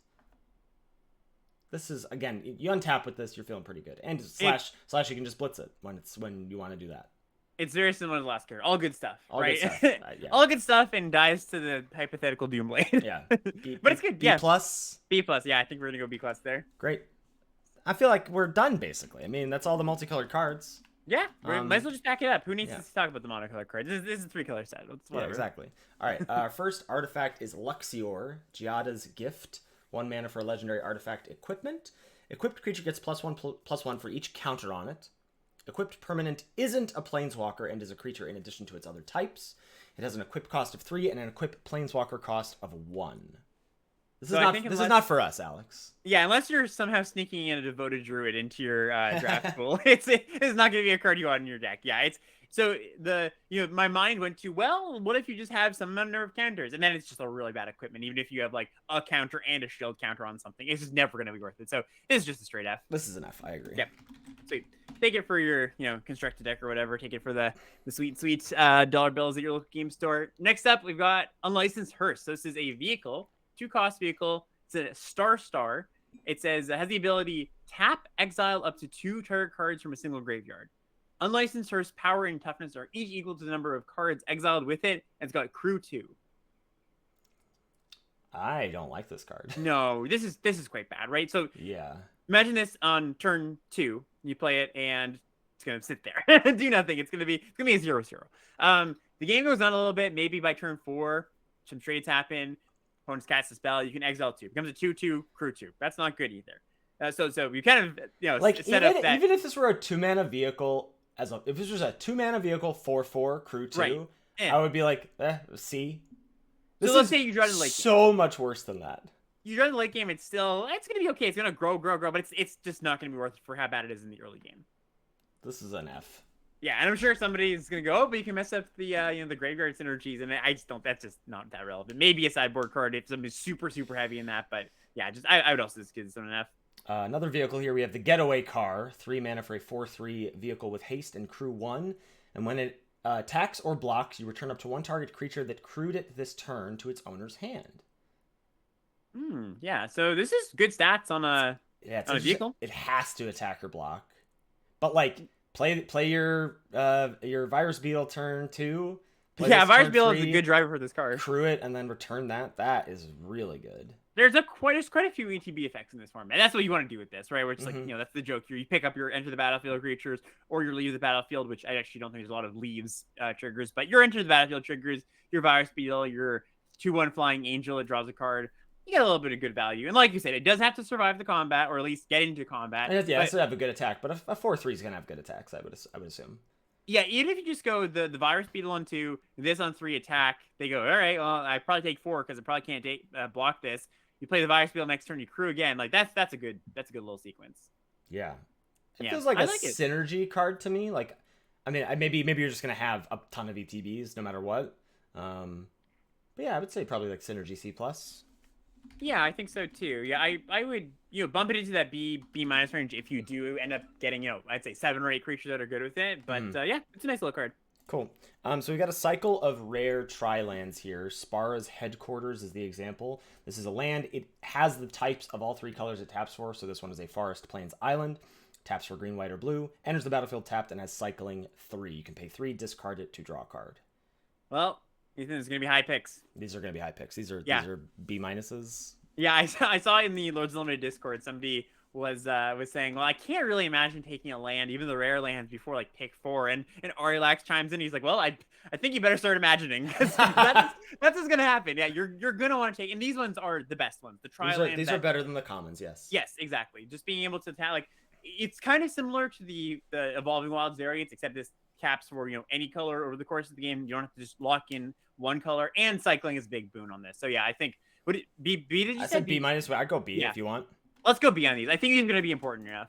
Okay. Yeah. Yeah. All right, that's going to move us on to the colors. First up is red. We're going to go in the same order as we did with the commons and uncommons. So first, red common. It's wild that the first one, mana value, is 3. Devilish Valet. 2 in a red for a 1/3 Devil Warrior with trample and haste. And it has Alliance, so whenever another creature enters the battlefield under your control, you double Devilish Valet's power until end of turn. It's an exciting line of text, but I don't actually think this card is all that good. So it's an exciting line of text. It is. It gets so big, you can kill your opponent so fast. Don't you think so? Ethan? You are imagining games of Limited where every turn you're casting like 2 to 3 creatures. Well, that's what excites me. But those games don't exist. Well, I can dream, can't I? I know, you can dream. You can dream. I'm sorry. I'm not trying to crush your dreams. A wise man once said, Ethan, don't yuck somebody's yum. It's very true. It's very true. Yeah. So I, as much as I would like this card to be awesome, imagine this, right? You play on turn 3, it's a 1/3 haste. That's not very good, right? You untap with this, and you play another creature. It's a 2-power creature. It's not very good. The dream of playing 2 cards in 1 turn, maybe a creature that makes a token, or makes 2 creatures. You have a 4/3. That's fine, but not exciting. And then past that, it's like it's an 8-power creature, but that still just trades, right? So I think this card is actually like it's a constructed combo-y Johnny card. I don't think this is actually a card you should put in your deck. I mean, it's not unplayable. Like, no, it's not. But I don't. Well, maybe not. Maybe not. Like it's not F status. I don't think it's like, again, I see your deck and I go, what is this card doing? No, probably not. But like, is this just like a 3-mana 2/3 trample haste? Probably. Yeah. And that means it's like a D. Yeah. So you shouldn't take this card very highly, no, right? You should not. You should put this card in your deck if you have it. Man, I would even classify it as maybe like you would cut it. Like it's an easy cut if you need to cut, right? I think that's fair. Yeah. So I think that probably amounts to probably somewhere in the D range. Yeah. D for me. Yeah. Okay. Cool. Yeah. You best of one players are gonna live a miserable life when you just like lose to that card. You're losing all these wraths. Yeah. Ethan's just like I've long retired from that life. Yeah. I'll play those games on my phone when it comes to the bot drafts. Yeah. Next up, we got Professional Facebreaker. This is 2 in a red for a 2/3 menace. It says whenever one or more creatures you control deals combat damage to a player, you create a treasure token, and it has an ability: sacrifice a treasure, exile the top card of your library. You can play it this turn. Woo. Yeah, wow, this is great. This is really nice. 3-mana 2/3 menace is good. Obviously, again, you'd prefer it to be a 3/2 menace. This is like the only time where I prefer the 3-mana cards to be 3/2s instead of 2/3s is when they have menace, and then of course they don't. But this has on the play, this has a potential to be just turns your creature, your 2-drop into Magda. Yep. And then those treasure. Yeah, this is just like a solid B. This is one of those cards we were talking about where you do want to keep your treasures around. So when you draw your Professional Facebreaker, you go, ooh, okay, well, start cashing my treasures, drawing some cards. Yeah. Yeah, I think I'd give this an A-. I think A-? Well, it's got that, like you said, it's not quite as good as Magda, right? It's not just going to be the attack trigger or the Kiki-Jiki token trigger, which is like you attack, you get the treasure. But I do think enough of the time, it's not going to be too hard to get treasure, and it's a draw engine too. Mm-hmm. Yeah, I think this is really good. Yeah, I like it. Sweet. Next up is Widespread Thieving. 2 in a red for an enchantment with Hideaway 5. So there's this... It really bummed me out. They said Hideaway was coming back, which, I mean, it is, but it's on 5 cards and they're all rares. It says Hideaway 5. So it's our first instance of Hideaway. When this enchantment enters the battlefield, look at the top 5 cards of your library, exile 1 face down, then put the rest on the bottom in a random order. Whenever you cast a multicolored spell, create a treasure token. Then you may pay white, blue, black, red, green. If you do, you may play the exiled card without paying its mana cost. Not exactly a strong start for the Hideaway card here. I think there's a few good ones in this cycle. I agree. It is strange that we've only got 5 cards in the whole set with this mechanic, but this is not one you're going to be putting in your limited deck. No, this is a 3-mana do nothing that then has your multicolored cards make treasure, and then you can pay 5 mana to cast some random card. You're probably going to be paying more than the actual card costs. Right. To cast It's great to get fixing off of your cards that are already multicolored, right? Right. Like, yeah. I think this is an F. This is an F. Yeah, you really don't want this card in your deck. Yeah. All right, next up we've got Horde Hauler. It says 3 in a red for a 5/5 trample vehicle with crew 3. It says whenever Horde Hauler deals combat damage to a player, create a treasure token for each artifact that they control. I love that this card's in the set, Ethan, so you can make fun of me 2 days in a row for liking Future Essential in the past. This is better than Future Essential. It is, yes. It gets over the can be Trump block thing, but I don't think it's that good. Crew 3 is just still so hefty. Yeah, exactly. It's so turning your 3-power creature or like a 1-power creature and a 2-power creature into a 5/5. That's something. It's kind of got slight what was the one from Neo, the Surge Hacker mech, right? A little bit of that vibes where that was an expensive crew cost, but it was a large body, right? 5/5 menace on that thing was large, 5/5 trample, sort of similar. And the hit trigger to make treasures, I think you're gonna make some treasure sometimes. You're gonna not make some treasure others, which sometimes you're gonna make a lot of treasure. It's kind of funny. But I think overall this card is just fine. Okay. Yeah, I think I'm gonna probably start at like C-. Yeah, I think about C is right for me. Yeah. Next up, we have Jaxis the Troublemaker.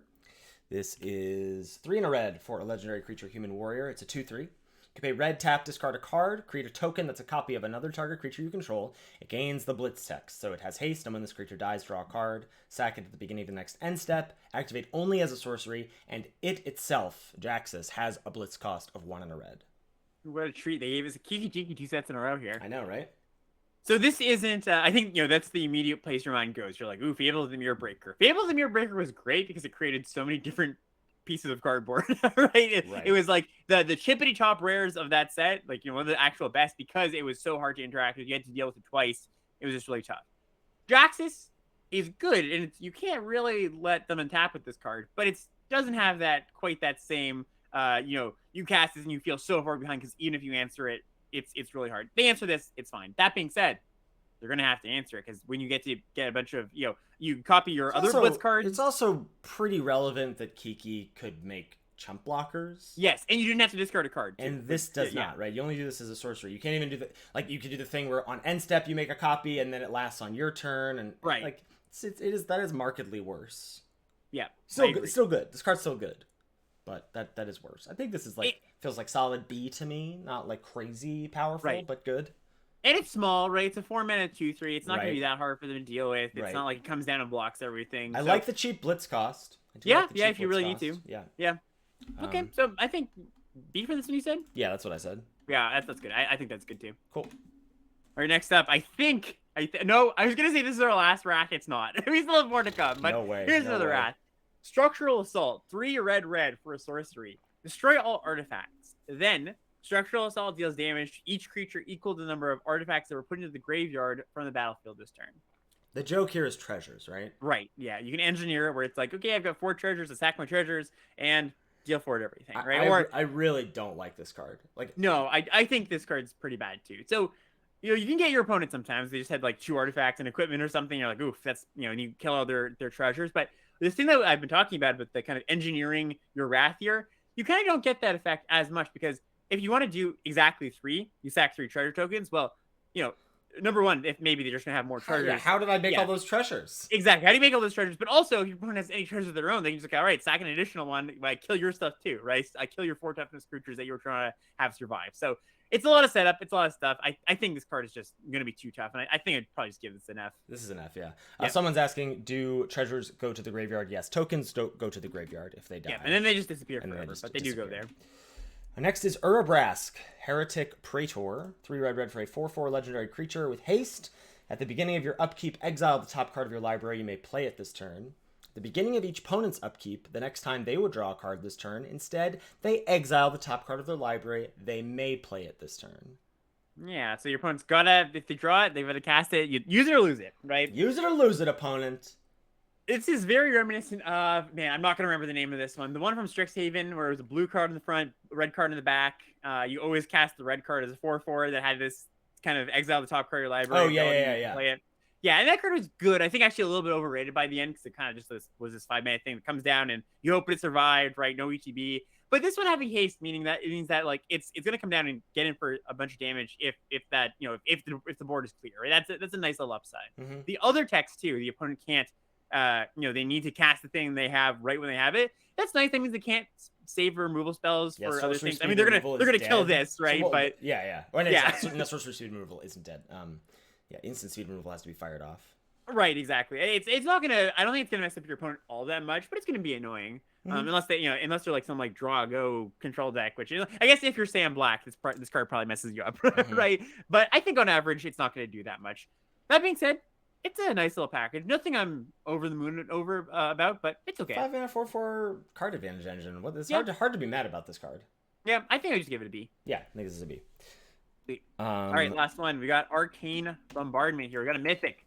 4 red for an enchantment. Whenever you cast your first instant or sorcery spell each turn, exile an instant or sorcery at random from your graveyard. Then copy each card exiled with Arcane Bombardment. You may cast any number of the copies without paying their mana cost. So this is a dream big card if I've ever seen one, Ethan. Okay, so can you just talk me through the layers of this card? Yes. So you cast this on 6. You ideally have a bunch of spells in your grave. You untap with this in play. You play your removal spell on your opponent. Something in your grave gets cast randomly. You exile it under the bombardment. You get to cast it. Okay. The next turn you cast another spell, and then another card gets exiled from your grave randomly. Then you get to cast the first thing that got exiled and the thing that you just exiled this turn. So you just keep accruing cards under this, and you keep kind of keep chaining it together. And it's just like, all right, well now I'm just casting 3 spells and 4 spells and 5 spells. How can you not build around this?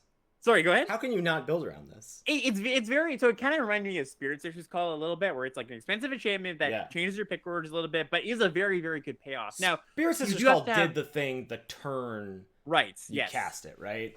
And you've got to have a lot of spells for this to work. Like, you both have to have enough cards. Well, actually, you don't have to have a bunch of cards in your grave for this to work. You only have to have 1 or 2, and then you do have to have enough where after you cast this, you're gonna be able to, after you cast this, you have more spells to cast, right? Mm-hmm. So it's a build around, but I do think if you have like a controlling deck with, plays well with removal spells kind of on both ends, where it's like you cast removal spells to survive and then you cast removal spells off of this, I think this is a pretty good one. I agree. I think this is it feels build around B to me. Yeah, I think so too. It requires a bit of work. You're not just gonna first pick it every time, but I'm not gonna first pick it every time. You might, Ethan. If it's good, I will. I was first picking Spirit Sister's Call every time I saw it. That card was very, very good. Very good at the end of the format. Yeah. I thought.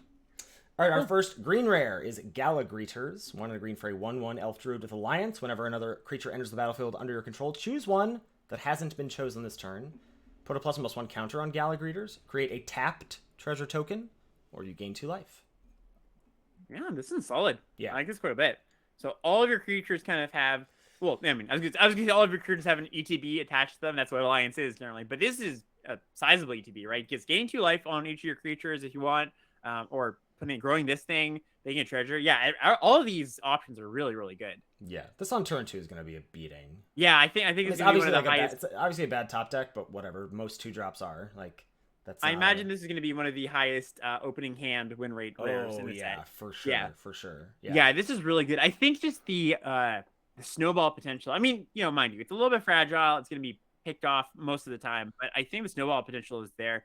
I'm hesitant to give it like a B+ because, like you said, it's a little bit not great in the late game and it does get picked off, but I don't know. What do you like for this one? I kind of want to go B+, honestly. Yeah. Okay. I think it's really strong. Like, I'm not gonna knock it too hard for being a 2-drop that has that high ceiling. That's a very good card. Yeah, totally agree. Okay, cool. All right. Next up, we've got Evolving Door. This is a really sweet name and so close to being a sweet card, Ethan. So this is 2 and a green for an artifact. 1 tap, sacrifice a creature. Count the colors of the sacrifice creature. Then search your library for a card that's exactly that many colors +1. Exile that card, then shuffle. You may cast the exiled card. Activate as a sorcery. I know. So it's not a birthing pod variant. It's just a weird tutor, kind of. And very weird tutor. It's not good. This is an F. Yeah, it sucks. I really, they tease this a little bit with this. They're like, oh, green artifact, like get sacrifice creatures. Okay, I'm listening. Oh, okay. There's no way they're gonna come close to reprinting Birthing Pod. Totally. No. I think for the health of the game, it's good, but they did do a little bait and switch. Yeah. So that's just an F. Fight Rigging is next. This is 2 and a green for an enchantment. It has Hideaway 5 again. At the beginning of combat on your turn, put a +1/+1 counter on target creature you control. Okay. Then, if you control a creature with power 7 or greater, you may play the exiled card without paying its mana cost. Now, this one I can get behind. This is a card I'm interested in. So this has some real, what's it called? Sparring regimen for sure. But this doesn't even have to tussle, right? It doesn't have to attack like the Sparring Regimen creature did. Dormant Grove is what I'm thinking of course. Dormant Grove, yeah, that's a better comparison. But this is only 3 mana. 2-drop into this, quite good. Or nice. 2-drop, 3-drop, and then play this so you always have something. +1/+1 counter at the beginning of combat on a creature is no joke. Yeah, it's really good. And I mean the highway is going to come up sometimes. It's not going to be that relevant, but when it comes up, you're like, sweet, power 7 creature that's going to be real good. Yeah. So I don't know. What do you want to give this one? I want to give this a B, I think. Yeah, I think so too. It is worse. The cards that sprung to mind as comparisons were a little different from us. I think it is better than Dormant Grove, but worse than Sparring Regimen. Sparring Regimen drew you a card, and the Vigilance was good. So it lands somewhere in between. I think B is about right for this one. I do love Dormant Grove. Look, just to be clear, Tales of Master Sushiro was good. It was good. It was good, yeah. I'm still waiting for my apology letter from Alex and Ben. This is true. This is true. That card was good. Tales of Maestrous this year. But honestly, it was like interchangeable with the 4/5 enchantment, right? Which I would not have seen anytime. We have Topiary Stomper next. 1 green for a 4/4 plant dinosaur with vigilance. When it enters the battlefield, search your library for a basic land card, put it onto the battlefield, tapped, then shuffle. Topiary Stomper can't attack or block unless you control 7 or more lands. Womp womp. That's an F for me, dog. If this were 2 and a green, yeah, I could see it being like, well, it's a rampant growth variant in a 3-color format. That might get like C status for me, and then whatever it sits around and can eventually attack. I guess you can. I guess you can sack it to casualty or something, but like, true. I'm off on this card. I mean, if you're in the market for a 3-mana ramp spell, which you shouldn't often be, it does fit that bill. And I don't know. I don't think it's a complete F. I think it's a bad fixer that turns into a 4/4 eventually, right? So I would give it a D, not straight F. It's not totally unplayable, but I agree. It's not a good card. Sure. Isn't it just Beanstalk Giant without having to pay for the second half? 2 green is, or 1 green is, that's a cost, I think. It's a lot, yeah, a lot different than 2 and a green, I think. Yeah, I don't know. And also not being able to just, 4/4. I mean, I don't know. Maybe that comparison is small. By the time you get to, I mean, it's not like going to be inconsequential. Anyway, I think D is fine. It's not, I guess it's not a stone cold F. This next one, though, Workshop War Chief, 3 green for a 5/3 trample. When it enters the battlefield, you gain 3 life. When it dies, you create a 4/4 green Rhino Warrior creature token. Blitz, 4 green, 6 mana. Thragtusk is back. But like literally. Yeah, it's very, very close to it. Maybe better. This is an A+. Yeah, this is great. It stabilizes you, comes down.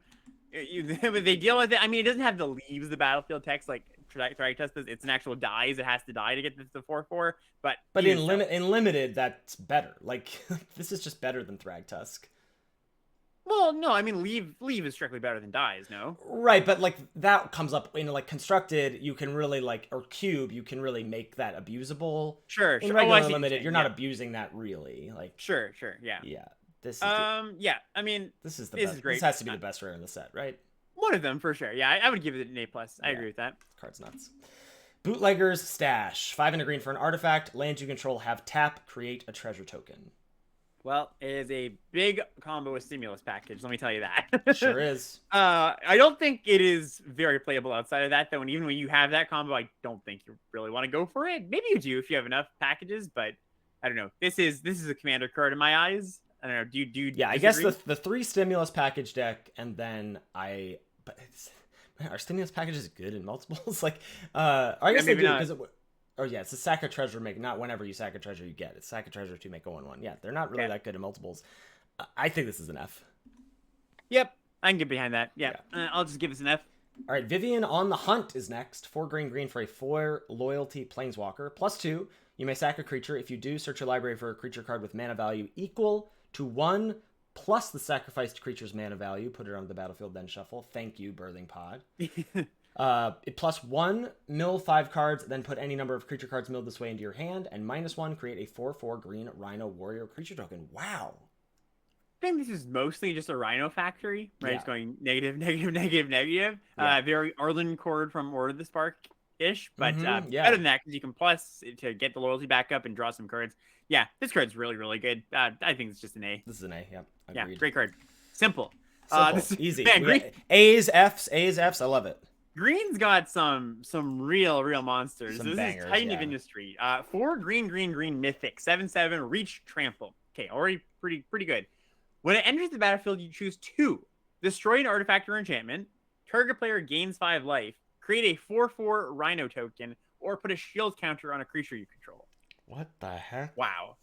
And you don't have to choose 2 Can you choose the same one twice? No, it's okay. just one or the other. Yeah. You can't this card's worse than I thought, so it's an F. yeah, it's not so good. This card's fantastic. It's crazy good. I think this is another A+. Yeah. I think it's a little expensive, so maybe you got to dock it a little bit there for an A. But between A and A+, it's just gonna take over the game. Like, it's just a gigantic thing. It's not that easy to kill, and you gain 5 life and make a 4/4. I know. I'm pretty comfortable giving this an A+. When you cast this, it's incredibly hard to lose. Yep. Don't need to talk much more about that. Moving on to white, we have Giada, Font of Hope. 1 and a white for a 2/2 legendary creature angel with flying and vigilance. Each other angel you control enters the battlefield with an additional +1/+1 counter on it for each angel you already controlled. Tap to add white, spend this mana only to cast an angel spell. So not a lot of angels in the set. It's going to come up very infrequently, but, once in Blue Moon. So how do we like 2 mana, 2/2 Vigilance Flyer? I think that's probably at least a C+, maybe even a B-. Yeah, I would say so. Probably C+ territory. Yeah, that seems fine to me. All right, cool. Simple one. Next up, we've got Extraction Specialist. This is 2 and a white for a 3/2 lifelink. When it enters the battlefield, you return target creature with mana value 2 or less from your graveyard to the battlefield. That creature can't attack or block as long as you control Extraction Specialist. So, use a creature, but won't be in battle until this thing leaves. This is fine. I mean, on turn 3, this is just a 3 mana 3/2 lifelink, which is fine. Well, a lot of the time, I think you're gonna be able to trade off your 2 and then just get it back immediately. Well, yeah, I don't know. Maybe. Yeah. And then you play this and you get it back. That's pretty good. Yeah, I think this is solid. It's probably just a solid B-. Yeah, I think B- is about right. Yeah. Sweet. All right. Next up is Halo Fountain. 2 and a white for an artifact. You pay white, tap, untap a tapped creature you control. Create a 1/1 green and white citizen creature token. White, untap 2 tapped creatures you control. Draw a card. And then 5 white, untap 15 tapped creatures you control. You win the game. So, I imagine that last mode will not come up very often, but they've got a lot of dream big cards in this set, Ethan. They're like, yeah, there's people who want to go for it. You can go for it. So I think mostly we're looking at the first 2 abilities here. How good is a 3-mana artifact that lets you, essentially give one of your creatures vigilance and make a 1/1 for paying 1 mana? It's pretty good. Yeah, it's okay. I think it's fine. I think it's you would be moderately happy to play the card if it was just that. The second mode, white to untap 2 creatures, draw a card. I think you're just going to be making a 1/1 more often than you are drawing a card here, unless I guess untapping if you have attacks with 2 creatures, yeah, then you're probably just winning the game anyway. I don't think. I mean, it helps you pull ahead, but yeah. I don't think quite. But it's you can get it for some flyers, right? Yeah, but what I'm saying is if you're getting in with your flyers, you're just winning.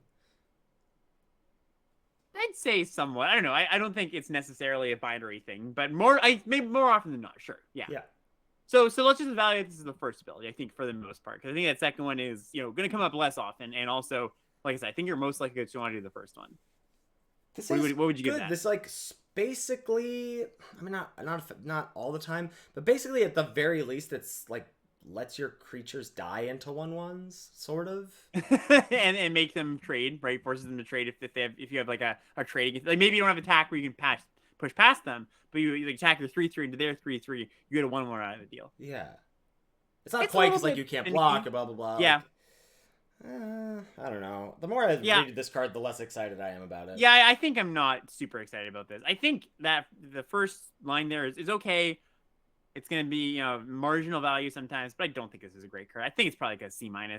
Yeah, I mean, I guess it plays well with alliances, sure. Yeah, that is true. That is a good point. Great with fish. Yeah. Great with the fish, yeah. Yeah, C- seems fine. This feels too... I think you're just going to want a 3-drop creature over this, almost always. Yeah, I think so. If you do, let's say the best case scenario is you do pair it with flyers or evasive creatures like the fishies. Yeah, that's pretty good, right? Just not having to worry about your creature get blocked, and you pay 1 to make 1/1 each turn, and your evasive creature gets vigilance, which isn't that important because you're not going to be blocking with it very often. Yeah, it's okay. I think C- is about right. Yeah, fish is actual fish. They're 1/1 unblockable tokens. Yeah. Next up, we got Depopulate. This is Ethan. Last Wrath, I promise. Last Wrath. Yeah, right. 2 white for a sorcery. Each player who controls a multicolored creature draws a card, then destroy all creatures. I don't like this. So, what is this similar to? Shadow the Sky. Shadow the Sky was each player at a 4-power creature or more drew a card. Yeah. So, I think most of the time you're both gonna have multicolored creatures. I think both players are gonna draw a card. But much like Shadow the Sky, you're gonna feel real bad if your opponent gets to draw a card and you don't.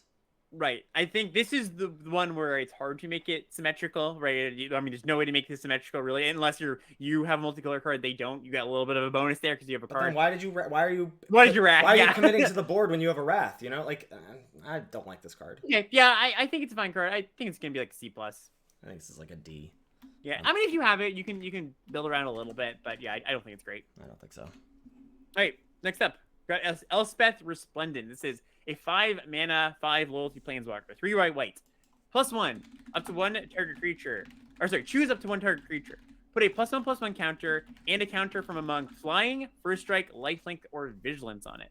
-3, look at the top 7 cards of your library. You may put a permanent card with mana value 3 or less from among them onto the battlefield with a shield counter. Put the rest on the bottom in any order, or sorry, in a random order. And -7, you make 5 3/3 flying angel tokens.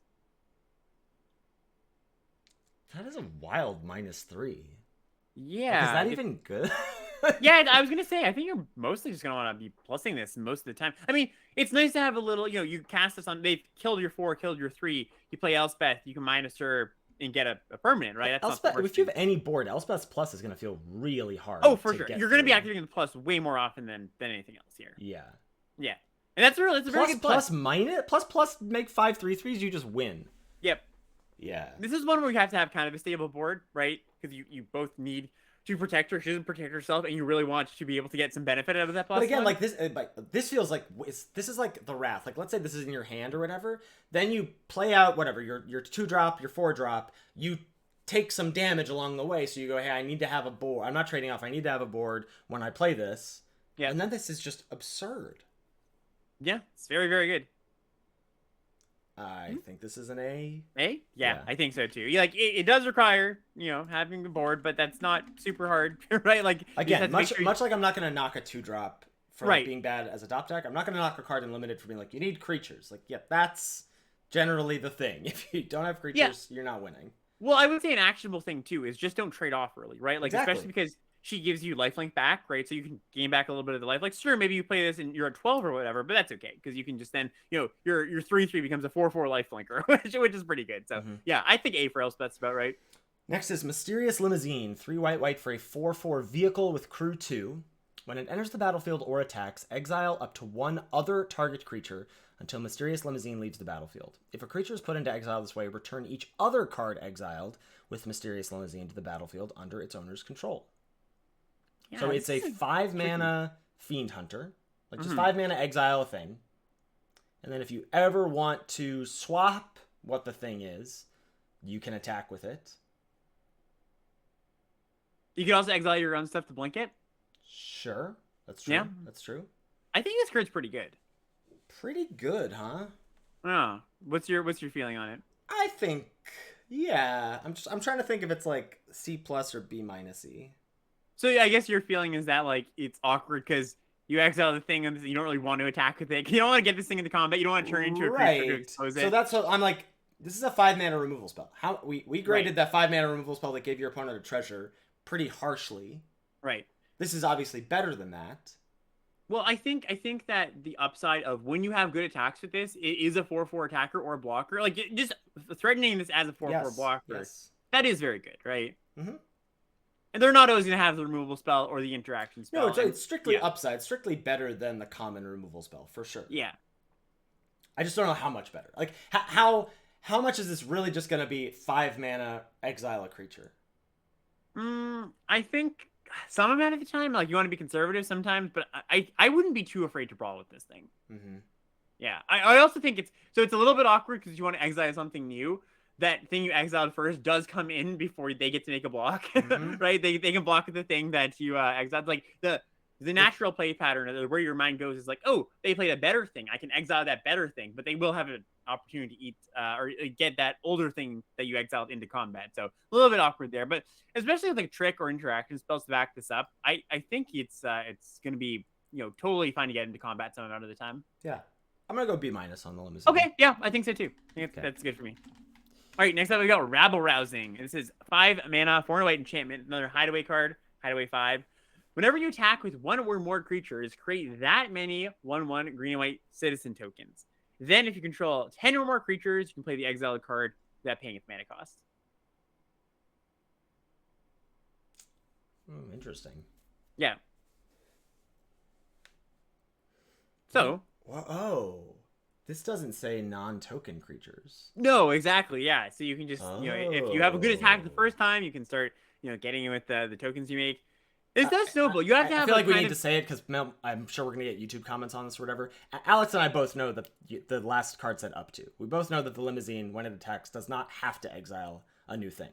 Right. Sorry. Yeah. We didn't say that, but yes, that we both read that.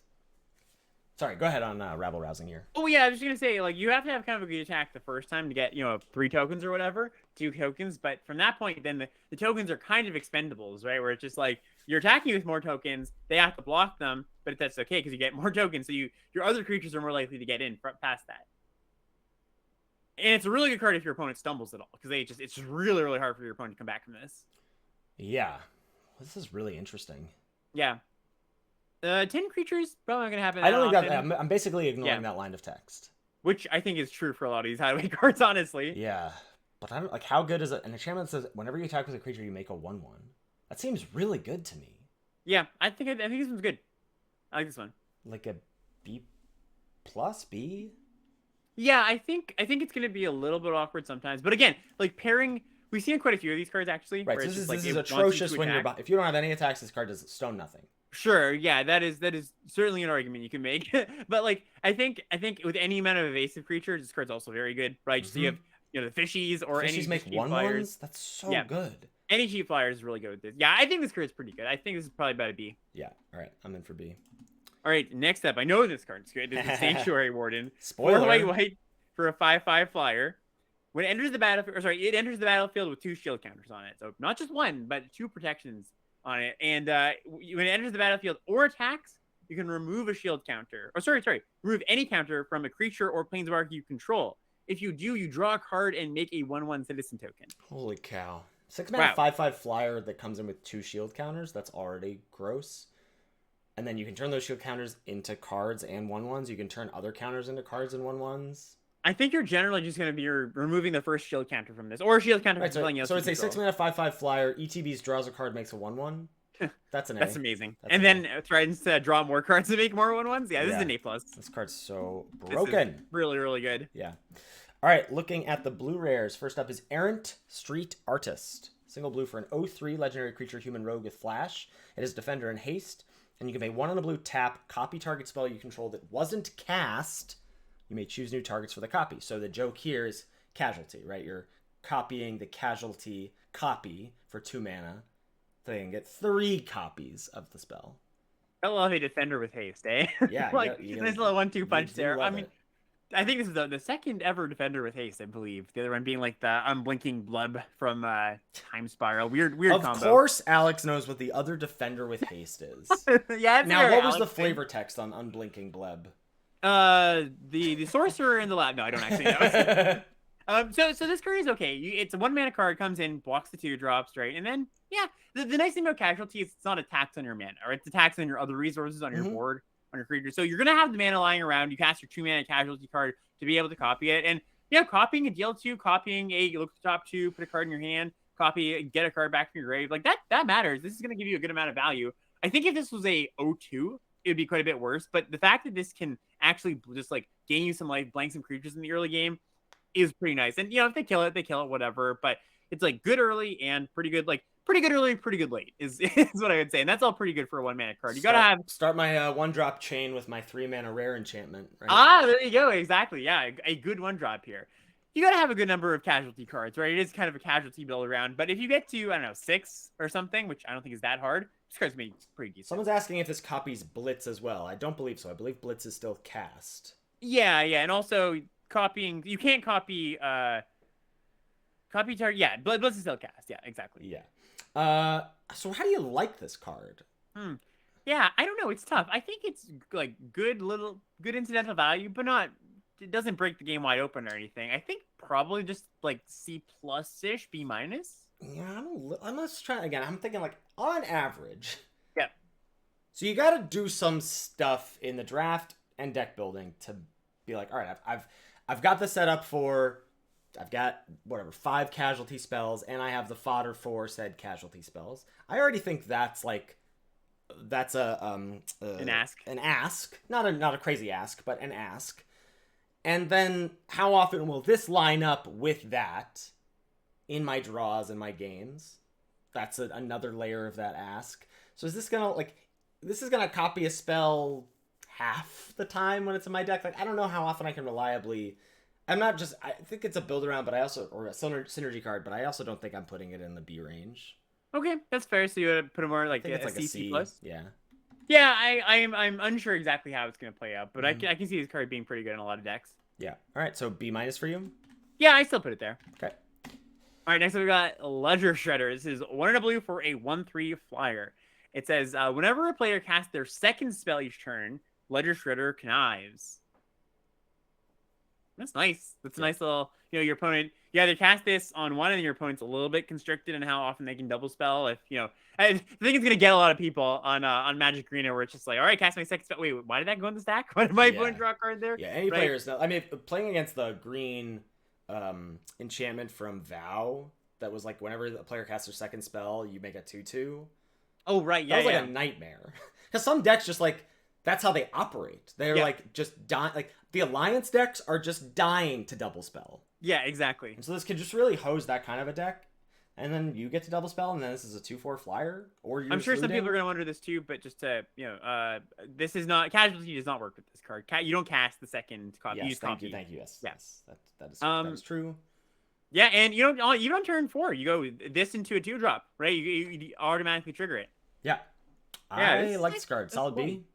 Yeah, let's do that. I like it. I feel like we've been giving solid Bs for a lot of these, but I think they, none of these. It's not neither too bombastic. We've been dishing out our A's and F's as well. We have. That's true. But I think we've had a little bit of a string of them. But yeah, I think this one's about a B too. Even the scores next: triple blue and X for an instant. The spell costs triple blue less to cast if an opponent has drawn 4 or more cards this turn, and you draw X cards. Okay, so we're probably gonna forget about that first line of text. Your opponent's not gonna be drawing 4 cards all that often with this card in your hand, right? So X blue, draw X cards. Blue Sun Zenith is what comes to mind. We played that card pretty recently in Limited in Strixhaven. That card is pretty good. That card had the upside of being able to kill your opponent because it could target them. Yep. Also, and shuffle back into your library. Yeah. Yeah. So this card is worse than that. But we talked yesterday about raw card draw and how we don't like it very much. We're just like, you don't really want to put 4-mana draw 2 or like 5-mana draw 3 in your deck all that often these days. And I think that still applies to this card. But I do think this is a different class of card where you can kind of build your entire game plan around it, where you have a bunch of cheap blockers, early interaction, and then this is your big gas up. On when you get to 7-8 mana, you refill, and then you kind of take over from there, right? I still don't think this card's amazing, but it is. I just want to differentiate it just a little bit from those like draw 2s, which are just a little bit small ball. That being said, I don't think it's a great card. You can put it in your deck. I think it's probably going to be about a C. You want to make sure you have a lot of stuff where you don't die early, but it's okay. It's funny. I do think weirdly, you like a card like this more than I do. Yeah, that is going to like. I'm basically just I'm just off this card, and I think you will probably cast this more than I will in the format. Is my potentially guess. Yeah. Maybe I'm looking at this through rose-tinted like glasses. What's the uncommon with Casualty? The 1 and a blue instant. Look at the top 2, pick 1, and then Casualty. I think it's Casualty 1, but maybe it's 2. I think it's Casualty 1. Casualty 1. Yeah, you're right. That card's just way better than this. Yeah, for sure. But that's like a. So that's kind of like an engineering mid-game card, and I see this as a game plan, like game plan, right? Just like you're building most of your deck around it. Yeah, I'm off this card. I'm going D-. I think it's fine to be off this card. I think if you don't touch this card, it's fine. I just want to put this out there for you could make this a thing. Is all. I'm gonna give it a C. C. Okay. Yeah. Next up, Reservoir Kraken, 4 mana, 2 blue for a 6/6 trample ward 2 creature. Okay. At the beginning of combat, if Reservoir Kraken is untapped, any opponent may tap an untapped creature they control. If they do, tap the Kraken, create a 1/1 blue fish creature token with this creature can't be blocked. Holy crap. It's got Desecration Demon? Yes, thank you. Yeah. My God, he just had it ready. Yeah, so 4 mana 6/6 1/1 factory unless they don't tap a creature. In which they're gonna take 6 probably once in a while from this, right? Like they're gonna go, all right. Even if they don't, you're getting a 1/1 fish every turn. Yeah. And this is hard to kill with Ward 2. This is wildly good. Yeah, not only 1/2, but it's a 6/6. Like, no, just not a lot kills that, right? Yeah. I'm going A. Yeah, let's give it an A. I think this card's great no matter what happens. It's got sort of like Clackbridge Troll-ish vibes. These like Punisher giant creature Troll was much worse though. Yeah, I think so. It's Troll like played just out being a lot cheaper worse. Yeah. Yeah, I agree with that. Yeah. Okay. I'm happy giving this an A. Undercover Operative is 2 blue for a 0/0 shapeshifter rogue. You may have it enter the battlefield as a copy of any creature on the battlefield, except it enters with a shield counter on it if you control that creature. So if you're copying your own creature, it comes in with a shield counter. Yeah, Clones are always pretty good. Upgrading, your best creature becomes a little bit better, or if they have the best creature. Clones are fine. They're not. Yeah, fine. Yeah, they're fine. They're fine. We need you need disturb flashback on your clones to make them. Yeah, exactly. It's 2022, baby. Yeah. You gotta have ask more of your cards. But it's good. Yeah, this makes me think that shield counters are like close to a card. In what way? Like what will make like the fact that this is going like the fact that there's like a rider where you don't get it if you target your opponent's thing. Right. So it's not just because I could just see this being a clone, like 4 mana, clone a thing, get a shield counter. Yeah. That would not feel egregious to me upon reading it. The fact that you only get it sometimes, and this only has to be when you have the best creature or you have the creature you want to copy. It makes me. I'm just like wondering if I've been underrating the shield counters this whole review. Well, it's a great place to realize this right at the very end. Well, I mean, it's better now than in 2 weeks. Yeah, no. I mean, I'm in the same camp as you, right? I would be in the exact same boat. And I mean, we to be fair to us, I think we didn't say they were bad, but you're right. It might be even better than we think they are. Yeah, I'm gonna start B on Operative. Yep, I think that's about right. That's what I would give a clone, and it's a little bit better than a clone, of course, but it's unclear exactly how much. So B is probably good. I agree. All right, next up, a wiretapping. 5 mana, 4 and a blue for an enchantment, Hideaway 5. Whenever you draw your first card during each of your draw steps, draw a card. Then, if you have 9 or more cards in hand, you may play the exiled card without paying its mana cost. So that's a big ask. 9 or more cards is not an easy task. I don't think you're ever doing this. And there's no clause in this that says you can have an infinite hand size. So forget about that. 5 mana enchantment, personal Howling Mine is what this is. Yeah, that's how I feel. We had the curse in surveillance, in Val, right? The only time I was impressed by it was watching Ben wreck face with it in the team draft. But other than that, I'm not crazy impressed by that card. Yeah, me neither. I think so. It's got a similar vibe to that Mythic Expel, where it's just like if you have a lot of really cheap interaction, you can build your whole game plan around it. Like you're not just throwing it in a deck with just good mid-range value creatures to start with. It can do something, but generally these are.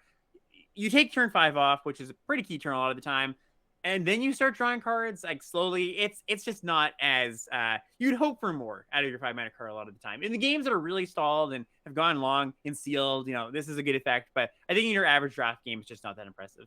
I think I agree, and I'm just gonna go like D? On this card. Yep, yeah. I think so too. All right, D for wiretapping. Next up is All-Seeing Arbiter, 4 blue for a 5/4 avatar with flying. When it enters the battlefield or attacks, draw 2 cards, then discard a card. Okay. Whenever you discard a card, target creature an opponent controls gets -X/-0 until your next turn, where X is the number of different mana values among cards in your graveyard. What in the world? Ridiculous. This is just one of the best cards in the set. So it's kind of Titan-esque, right? Yeah. You're coming in, drawing some cards, and then you immediately get to nerf one of your opponent's creatures, right? Just be like, all right, that can't attack me. But it's not going to be a very good attacker anyways. You could probably even enable some attacks too. Just make, okay, that can't, that's small. My 4/4 can attack into you. You can't make a good double block. And then if it survives, it gets to do it again. It doesn't matter if it doesn't survive because you've still got a lot of good value and they cast a removal spell on this. Yeah, well, the fact that the buff lasts until your next turn, right? So it also just like nerfs their best attacker too. Yeah, this is another A. A plus maybe. Yeah. Yeah. I like the Dr. Manhattan art too. It's very Watchmen. Yeah. All right, next up we got Cut Your Losses. This is 4 blue for a sorcery. Casualty 2. Target player mills half their library rounded down. Stop with these cards. Why? So, do you like this one? Oh no, I hate this card. Okay, yeah. It was a bad card. Yeah, I think so too. So I just don't get why this isn't for who is this for? This isn't for constructed. Oh, people love Traumatizing Commander. People love mill half your deck. Haha, no, there's 100 cards in Commander. So many cards. So So also to spell this out, this is not instant win the game because it's half and then half of half, right? I think a lot of times people, your opponent will be read left this with card- a quarter of their library. Yes, exactly. It is not just going to be your entire deck. So let's just put some numbers to this, right? Let's say you cast this, they've got 22 cards in their library, or 23, right? So they're going to mill down to like 11, then down to like 5. Now, that puts them on a clock, but how many times have your opponent cast cards like this and you'll be like, all right, I can win in 5 turns? Here's the thing. I'm sure this happens to you too. Your opponent has like 15 cards in their library, and chat goes, maybe they deck. Yes, so often, so often. And that just makes me think that no one has ever won a game that goes to decking, because 15 cards is so many cards. Or the inverse, where they're like, be careful. Yeah, you 12 cards in your library. Watch out for decking. I'm like, yeah. Do you know how many cards 12 is? It's so many cards. Yeah, 5 or 6 cards. Five or 6 turns is a lifetime in limited.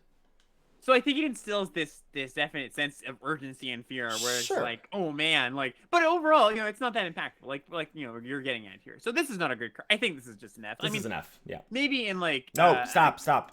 You don't. All right, I won't even hypothesize. No, we'll just go on to the next card. Be a responsible content creator. Yeah, let's do the next card. Don't put this card in your deck. Cut of the Prophets. X black for a sorcery with casualty 3. You draw X cards and you lose X life. Oof. Painful both ways. Painful both ways. And lose X. Any world where you can see you playing this card, Ethan? A stip draft, I suppose. A stip draft, or you're just like, gotta play the bad card on week 7 of the format or whatever. I mean, again, is this the common scry 2, draw 2, lose 2 spell in black is much better than this. And I don't even like that card. I think this is the first that I've really noticed it, but I think as we go forward, there's going to be a lot of cards, and they've said they've done this. There's a lot of cards that are just more for commander than for limited or standard purposes. So we're going to see a lot of these cards that we kind of have question marks. It's like, why is this here? Yeah. That's going to be the reason a lot of the time. So don't always think these rares have a place in the limited format. I think we can just write this off as an F. I agree. All right. Next up. I did it, Ethan. I'm sorry. Tenacious Underdog. 1 and a black for a 3/2. Just see Alex panic face. Okay, 1 and a black for a 3/2. Human warrior with Blitz. 2 black, pay 2 life. You may cast Tenacious Underdog from your graveyard using its Blitz ability. Ooh, baby. Wow, this is good. Repeatable Blitz. This is really quite powerful. Wow, I really like this one. 2 mana, 3/2. Then when it dies, you can just always pay 4 mana and 2 life to blitz it out, which means you just get an attack with a 3-power creature, which is likely to be relevant in a lot of boards. Yeah. Or you're just paying 4 mana, pay 2 life to draw a card, which is nice to have that as an option. If you get out to an aggressive start, this is a real pain for the opponent because they just have to keep blocking it. Some real like Skyclave Shade vibes to me. Yeah, exactly. That card was really good. Yeah, I really like this one. This is good value. It's really annoying. I don't know. I think this one's like an A. Yeah, I'm going B plus. This doesn't feel like bomby to me, but yeah, sure, maybe A minus. Like very powerful. Yeah, I think just raw efficiency, it's great. All right, next up we got Cemetery Tampering. 2 and a black for an enchantment. Hideaway 5. At the beginning of your upkeep, you can mill 3 cards, and if there are 20 or more cards in your grave, you may play the exiled card without paying its mana cost. Nah, not again. This is another one I think just isn't for us. Yeah, this is total F. Yep, total F. There's just not enough graveyard stuff going on. Even though there is a slight theme, it's not worth it. Next is Sanguine Spy. 2 and a black for a 2/3 vampire rogue with menace and lifelink. You can pay 1, sacrifice another creature, look at the top card of your library. You may put that card into your graveyard, so a surveil ability there for sacrificing a creature. At the beginning of your end step, if there are 5 or more mana values among cards in your graveyard, you may pay 2 life. If you do, draw a card. Nice. Yeah, this is an actual good payoff, I think, for the 5 mana values in the grave. Mm-hmm. You like it? Nice little 3 mana 2/3 lifelinker is a good blocker. Yeah. Little sack outlet too. Mm-hmm. All good stuff. Feels like Can't say anything bad about this card. Solid B to me again. Yeah, I think so too. We've seen. I feel like a few cards that are kind of like these, 3-drop, pretty good value. 3-drop value creatures. Yeah. Yeah. Agreed. Yeah, I like it. All right, next up, Shakedown Heavy, 2 and a black for a 6/4 menace. Whenever Shakedown Heavy attacks, the defending player may have you draw a card. If they do, untap Shakedown Heavy and remove it from combat. It's kind of very similar to the Kraken card we saw, where it's like it puts you in a rock between a rock and a hard place. Yikes! Yeah, 3 mana 6/4. I mean, a 3 mana 6/4 defender is big. That's something, and that's what I mean. This is gonna be that a lot of the time, right? The fact that this untaps is huge. I think this is very similar to the Kraken, where it's like, yeah, they'll probably take it once, but then after that, it's like, yeah, I can't take that again. They're gonna have to, they're gonna have to make you draw cards. Yeah, I think this card's also quite good. Not as good as the Kraken, but still up there. Still feels like an A- to me. Yeah, I think so too. Yep. All right, next we have Body Launderer. 2 black for a 3/3 Ogre Rogue with Death Touch. Whenever another non-token creature you control dies, Body Launderer connives. And when it dies, return another target non-rogue creature card with equal or lesser power from your graveyard to the battlefield. So the baseline 4 mana 3/3 Death Touch dies into get back a 3 power or less creature from your yard just to the battlefield. And then as this ever grows, you can get back probably any creature from your graveyard. This is very good. Yeah, worth noting, there are a decent number of rogues in this set, so you're actually there's gonna be some times, especially in black, where you're not gonna actually be able to get back what you want. But forget that, you're gonna be able to get something most of the time, I would say. And conniving each time something dies, that's also really great. Yeah, it's hard for me to not think this is a B+. Yeah, I think so too. That's exactly where I would put it. Cool. Sweet. All right. The last card I think we're gonna have to have a long conversation about, Angel of Suffering. This is 3 black for a 5/3 flyer. If damage would be dealt to you, prevent that damage and mill twice that many cards. So it's kind of a hard card to grok, but let me see if I can lay it out. So you cast this, let's just say optimistically, you cast this at 20 life, right? And you're going to have probably about, turn 5, you're 20 life, you're going to have probably about 28, 27 cards in your library. So your life total is effectively halved at that point. You're like 13 virtual life, because every time they hit you, you're going to mill 2. Okay. Say they, this gets in for a few points of damage, or 2 hits, and then they kill it. Okay, and they've dealt you, dealt you 10 virtual damage in the meantime. When this thing leaves, you're back up to 20 life. So it's kind of gave you a little bit of a life buffer, right? Similar thing happens if you cast this. It's later in the game. You're at 5 life. You play this, and it's like your opponent was just about to kill you, but now you've got 18 cards in your library. So you're up to 9. So it's not going to gain you that much life, but it's a decent amount. And if they deal you, they put you down to like 3 cards in the library, let's say, and then this leaves, well, you're back up to 5. So it just buffers your life one way or the other. So it's a weird card, but I do think it's pretty good, because a 5/3 flyer kills you really quickly as well.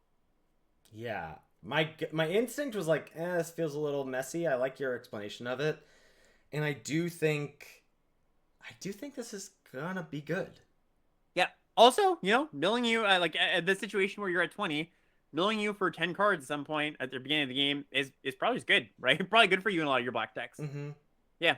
Right. It's also like, if you want this to die, if you're worried about decking or whatever, it's very easy for you to block and trade with something too. Right. Exactly. And the other thing too is, like, you've got sacrifice outlets in these decks quite often, right? Both in just on the cards that say sacrifice a creature or in your casualty cards. Yeah. I think I like this card. I think this is probably a B, is my guess. Yeah, I would say so too. Yeah, as chat's pointing out here that, like, if you go down to 2 cards in the library, you have to win in 2 turns. Yeah, that is a caveat. I should mention that. But just like we were talking about with the mill card, like on turn 5 or turn 6, 7, 8, you're gonna have enough. I would assume you have enough material on the battlefield in your hand where you can close out the game in a lot of situations. Like, you're not gonna need all the cards in your deck to do so. Right. Yeah, that's fair. I think our last card here, Shadow of Mortality, is 13 black, so 15 total mana for a 7/7. If your life total is less than your starting life total, the spell costs X less to cast, where X is the difference. So if you're at 10, this is a 5 mana 7/7. Yeah, that's okay. Like, it's 5 mana 7/7 is fine, it's decent, not bad, but you're not going to be able to cast this on 5 very often, unless your opponent is. I don't like this card. Yeah, I think it's just too finicky. I mean, you could imagine holding it in your hand for a while, and it's like, okay, well, now here's my 3 mana 7/7. That's just not that great of a payoff for a card that you just can't cast. This is the world where you're at 8. Yeah. Yeah, I don't think I'm in it. I think it's just an F. I think this is an F too. Yeah. Yep. That's it. Well, that's it. Out of here before lunch. Out of here before lunch. Can you believe it? Any final thoughts before we sign off here? No, I don't think. I think there are a lot of question mark cards, like we often have. There's a lot of questions. No, I think we solved everything, right? Yeah, I think format solved. I'm sure nobody's gonna have any objections to our grades in a week's time when we get to play our cards. I'm just like normal. I think we nailed this. But no, I think it's gonna be. Balance is always something you're considering these faction sets where it's like, all right, well, hopefully 2 out of the 3 families are not just really bad. We're playing like kind of a 3 faction set. That would be unfortunate. I can't. It's hard to grok exactly balance lies. One of the questions I often get is like, oh, what family do you think is the best? And it's like, I'm not sure without playing. They all seem pretty reasonable to me. Yeah. So that's gonna be something I'm keeping my eye out for. Agreed. Alex, thank you as always for lending your time and expertise to these set reviews. I learned thanks for inviting me. Getting to chat with you. And thank you all for watching. We'll catch you next time. All right. See you, everybody.